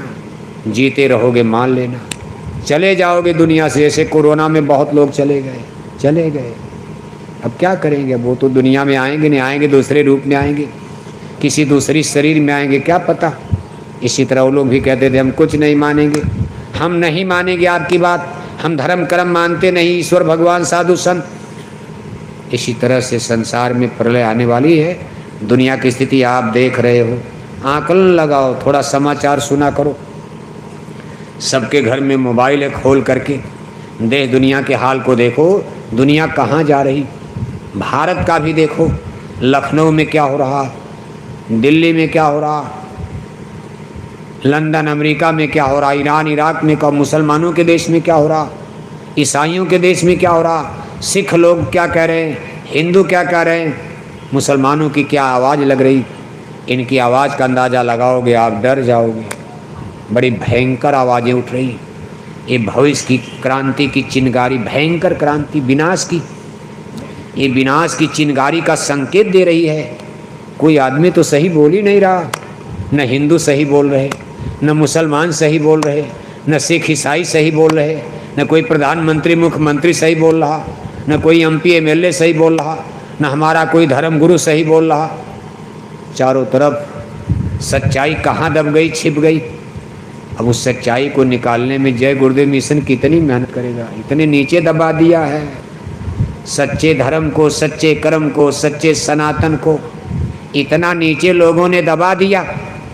इसको खोद कर निकालने में जय गुरुदेव मिशन को भी पसीना आ रहा। क्यों सुखराम भाई, क्या कर रहे हैं बुजुर्ग? सुखराम भाई पसीना आ रहा, क्या पसीना आ रहा, क्या कहा हमने? उनके चक्कर में पड़ेंगे तब तो गड़बड़ाई देंगे, जौनपुरी लोग हैं। अरे इलाहाबाद प्रयागराज है, जौनपुर तो जौनपुर है। तो देखो आप, लेकिन कुल मिलाकर देखो मेहनत हो रही। और रास्ता अगर सत्य है, सत्यमेव जयते धर्ममेव जयते, सत्य के साथ स्वयं ईश्वर होता, सत्य ही ईश्वर है, ईश्वर ही सत्य है। अगर रास्ता वास्तव में जय गुरुदेव मिशन का सत्य होगा, एक दिन सत्यमेव जयते धर्ममेव जयते, पूरे इलाहाबाद में जय गुरुदेव मिशन की गूंज होगी। एक एक चीज़ आपकी समझ में आएगी, जन जन की जुबान पर जब जय गुरुदेव नाम आएगा सच्ची स्वतंत्रता का, तब सच्चा सुख आनंद छाएगा। और हमारा विश्वास है कि होकर मजबूर नाम लोगे हमारा, सुनते तो जाओ संदेशा हमारा। लोग जय गुरुदा नाम लेने के लिए इलाहाबाद में मजबूर हो जाएंगे। कोई गलत नाम आपको तो बता नहीं, भगवान का ही तो नाम है, गुरुर ब्रह्मा, ये तो वेदों में लिखा है। राम नाम कृष्ण नाम तो आप उसी में भगवान के कितने नाम का, गुरुर ब्रह्मा गुरुर विष्णु गुरुर्देवा महेश्वरा गुरुर साक्षात परम ब्रह्म।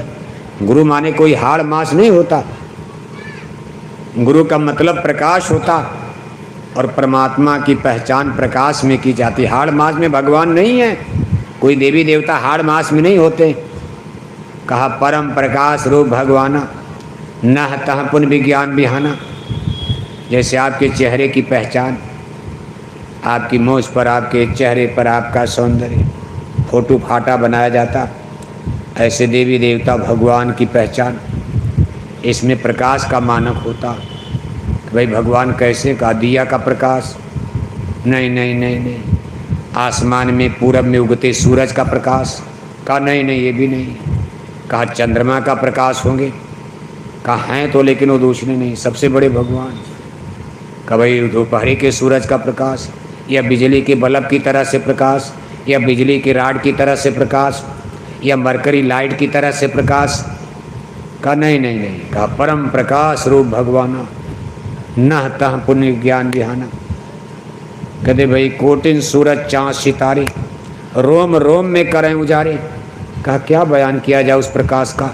करोड़ों सूरज चाँद तारे उनके एक एक रोम में लट्टू की तरह ऐसे चम चम चमक रहे।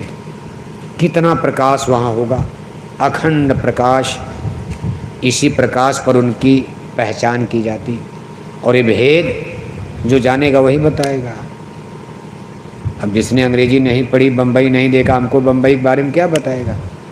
जिसने देखा होगा वही बताएगा।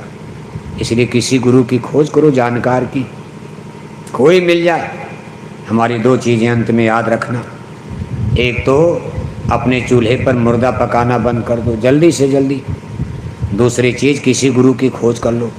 अगर अपनी आत्मा का कल्याण चाहते हो, आत्मा के कल्याण के लिए कहा गुरुबिन भव ने तरह न कोई, जो बिरंच संकर्षम हुई। सदगुरु बिना न कोई बाँचे, नाम बिना 84 नाचे। गुरु भक्ति बिन ये गति पाई, नर देही सब बात गवाई। ऐसी कुगत होएगी सबकी, जो नहीं धारे सदगुरु अब की। जो जो भजन भक्त से चूके, ताके मुँह हम पल पल थूके। कभी सतगुरु बिना न कोई बाँचे। कहा गंगा मैया? ना ना, गंगा मैया पानी देंगी, पूजा करो आप। मान लो ट्यूबवेल नहीं है, पानी नहीं, बिजली खत्म हो गई, मान लो अभी तो ठीक है। गंगा की पूजा करो ना करो क्या, पानी तो मिल ही रहा, बाथरूम लैट्रिन सब बन गया। मान लो कोई महायुद्ध ऐसा हो गया, बिजली खत्म हो गई, बिजली का बनना सारे डैमेज हो गया, फिर आपके कुएँ ट्यूबवेल वेल सब सूख गए।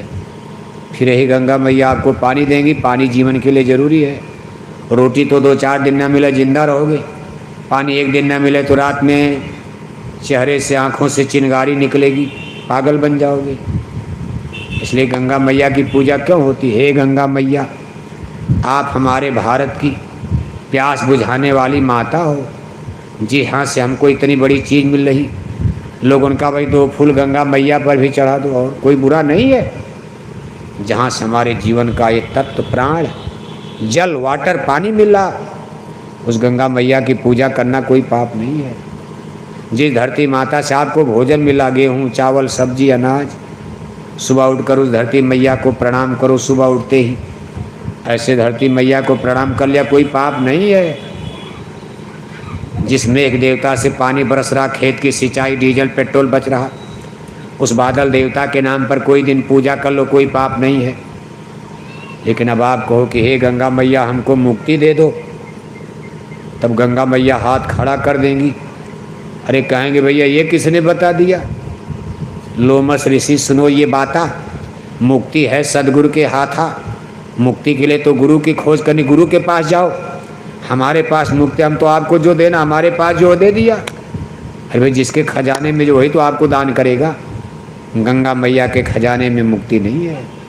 संसार के किसी जड़ वस्तु सामान में, पेड़ में, पौधे में, पानी में, पत्थर में, ये मुक्त चेतन मुक्ति का सौदा ये संसार में कहीं नहीं, उस किताब में कापी में कहीं मंदिर देवालय शिवालय कहीं नहीं है। कहा गुरबिन भवनी तरह न कोई। रामायण में अकाट लिख दिया, निचोड़ है लास्ट कि गुरबिन भवनी तरह न कोई। जो बिरंज संकर्ष हुई, मुक्ति के दाता संत होते, सदगुरु होते। राम कृष्ण से को बड़ो, तीनहु तो गुरु कीन, और तीन लोक के नायका गुरु आगे अधीन। राम ने गुरु किया, कृष्ण ने गुरु किया, इतिहास पढ़ो। आज तक बिना गुरु के कोई परमात्मा तक पहुंचा नहीं, मुक्ति मिले नहीं, मोक्ष मिला नहीं। इसलिए किसी गुरु की आप खोज कर लेना। नहीं कोई गुरु मिले तो यहाँ प्रयागराज में बहुत गुरु आते हैं। प्रयागराज में तो हजारों महात्मा देश विदेश के हिंदू लोग, किसी को गुरु बना लेना। लेकिन एक बात याद रखना, शब्द गुरु खोजना। शब्द मार्गी गुरु न होवे तो झूठे गुरुवाई लेवे। शब्द मार्ग का मतलब साउंड, वेद बाणी, ब्रह्म बाणी, जिसको अनहद बाणी कहते हैं। अनहद बाणी आपके माथे ललाट में बज रही है, किस रूप में? घंटे और शंख के रूप में। इसीलिए मंदिर में घंटा बजाते हो, भगवान की कथा में हिंदू लोग शंख बजाते हो। अभी तो आप समुंदर से घोंघी लाए, उसके जीव को सुखाकर मार डाला, और कथा पढ़ते समय मुंह से फूंक कर बजाते हो। और वहाँ बिना बजाए निज दिन बाजे घंटा शंख नगारी री। इस शब्द की डोर पर बैठकर जीवात्माएं ब्रह्मांड की यात्रा करती। शब्द शब्द रचा सब हुई, शब्द बिना उद्धार न हुई। शब्द डोर सूरज चली आई, काल जाल में गई भुलाई। शब्द की डोर पर जीव आता है, शब्द की डोर पर जीव जाता है। बाकी कोई दूसरा सिस्टम रास्ता भगवान ने बनाया नहीं। अब भगवान से बड़ा कारीगर कौन मिल गया? भगवान ने मुक्ति का रास्ता बताया, बना दिया। ईश्वर का बनाया मुक्ति का मार्ग है, अपने अंदर है। घट घट में सूझत नहीं, लानत तेरी जिंद है। स्वामी ये संसार को भयो मोतिया बिंद। घट घट व्यापी साइयाँ, सबके अंदर, कोई इसमें खाली नहीं। सबके अंदर राजा रंग अमीर गरीब। हर कै भजे सो हर कै होई, और जात पात पूछे नहीं, कुछ सबको अधिकार राइट दे दिया।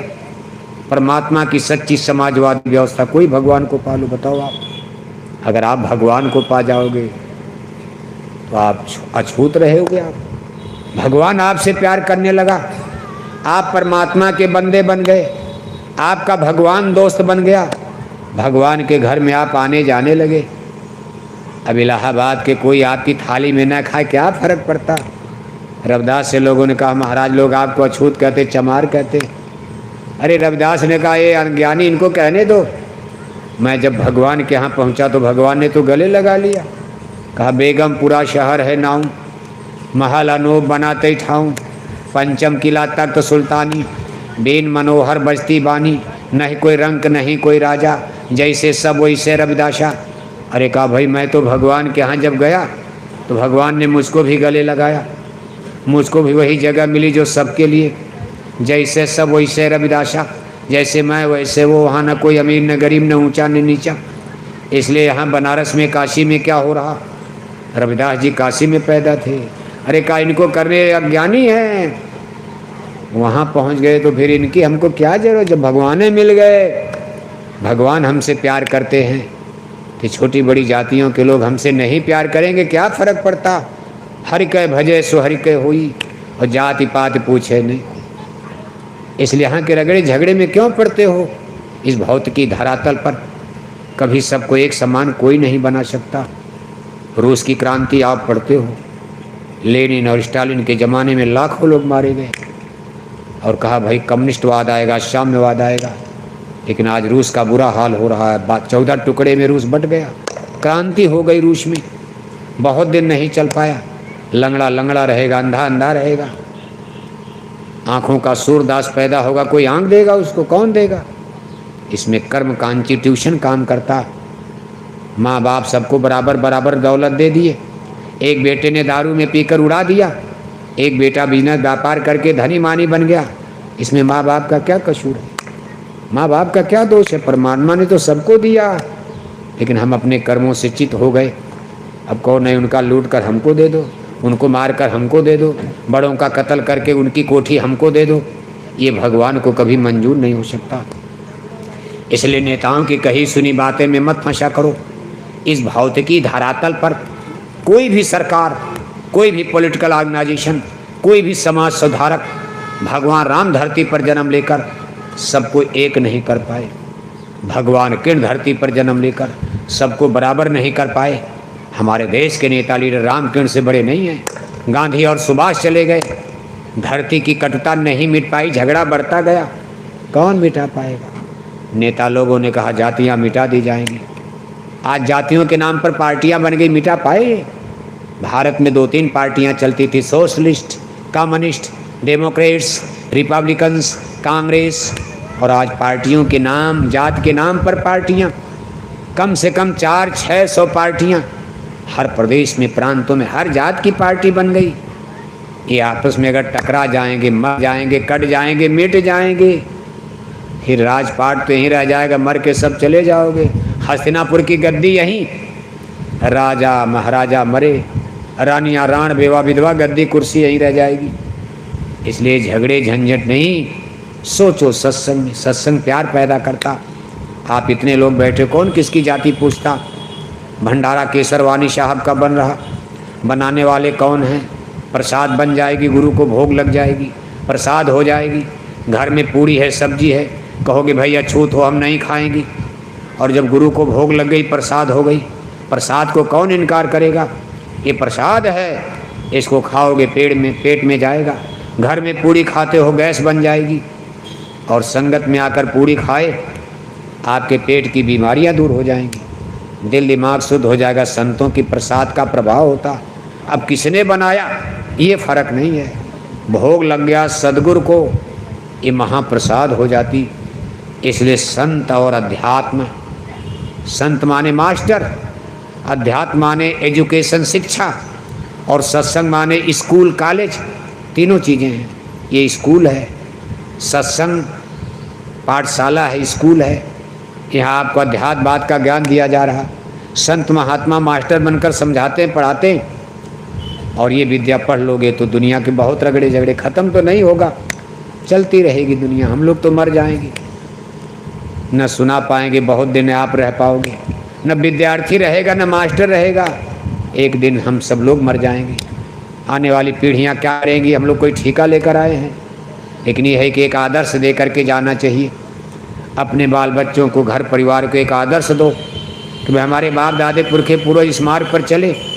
इस मार्ग पर चलने से झगड़ा झंझट गांव समाज में कम होता, लोगों में मोहब्बत, दयावान भावना रहती, करुणा उदारता रहेगी, सुकून शांति से 2-4-10 साल जीना जी जाओगे। एक आदर्श समाज को देना चाहिए, इसके लिए प्रयासरत है जय गुरुदेव मिशन। और देखो ये मेहनत की जा रही है, हमारी बात पर ध्यान देना। भाव साहब 4 बज गए, तो कथा खत्म, कई घंटे 2 घंटा हो गया ना, अब तो कथा खत्म, क्योंकि पूरी उड़ी तैयार है।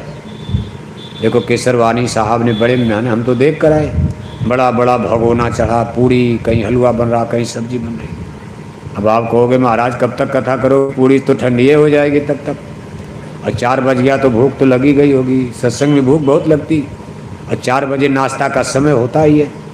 अब घर से तो खा करके आए, लेकिन 4 बजे तक तो पच ही गया होगा, तब कथा खत्म हो रही है। कथा वो कथा नहीं है कि 10 रुपया दक्षिणा चढ़ा दिया, घर में जाके फिर मछली खाने लगे, वो कथा ही नहीं। अपनी मछली चढ़ा के जाना, अपना अंडा चढ़ा दो, गुलिस्ता की फिजा बदलूं, चमन गुलजार करवा दूं, मुझे अपनी बुराई सौंप दो, मैं तख्त दिलवा दूं। आज अपनी बुराई दक्षिणा में दे देना। ये नहीं कि 10 रुपया दक्षिणा देकर और घर में जाकर 1 किलो मछली खाओगे, ये पाप का बोझा हमारे ऊपर ला दोगे 10 रुपया में। अब हम लोग इतने बेवकूफ़ तो हैं नहीं कि 10 रुपया में आपका पाप उठा लेंगे, उठाएंगे, लेकिन आज वादा करो कि आज से हम मछली नहीं खाएंगे। पहले वाला माफ़ हो जाएगा, लेकिन रोज़ रोज़ गलती, फिर गलती, फिर गलती, फिर गलती। अब तक गलती जो किया सो किया, पीछे का माफ़ होगा, लेकिन आगे गलती मत करना। और कोई गुरु अगर न मिले, सत्य बोध न मिले, शब्द गुरु न मिले, तो आप देखो मथुरा चले आना। अभी 20 से 24 दिसंबर तक मथुरा आश्रम पर पूज्य दादा गुरुजी महाराज का वार्षिक भंडारा होगा। 5 दिन लगातार सुबह शाम आपको सत्संग सुनने को मिलेगा। 2 घंटा सुबह, 2 घंटा शाम। 22 दिसंबर जो पूजा की मुक्ति की तारीख है, वो दिन पूज महाराज जी का दर्शन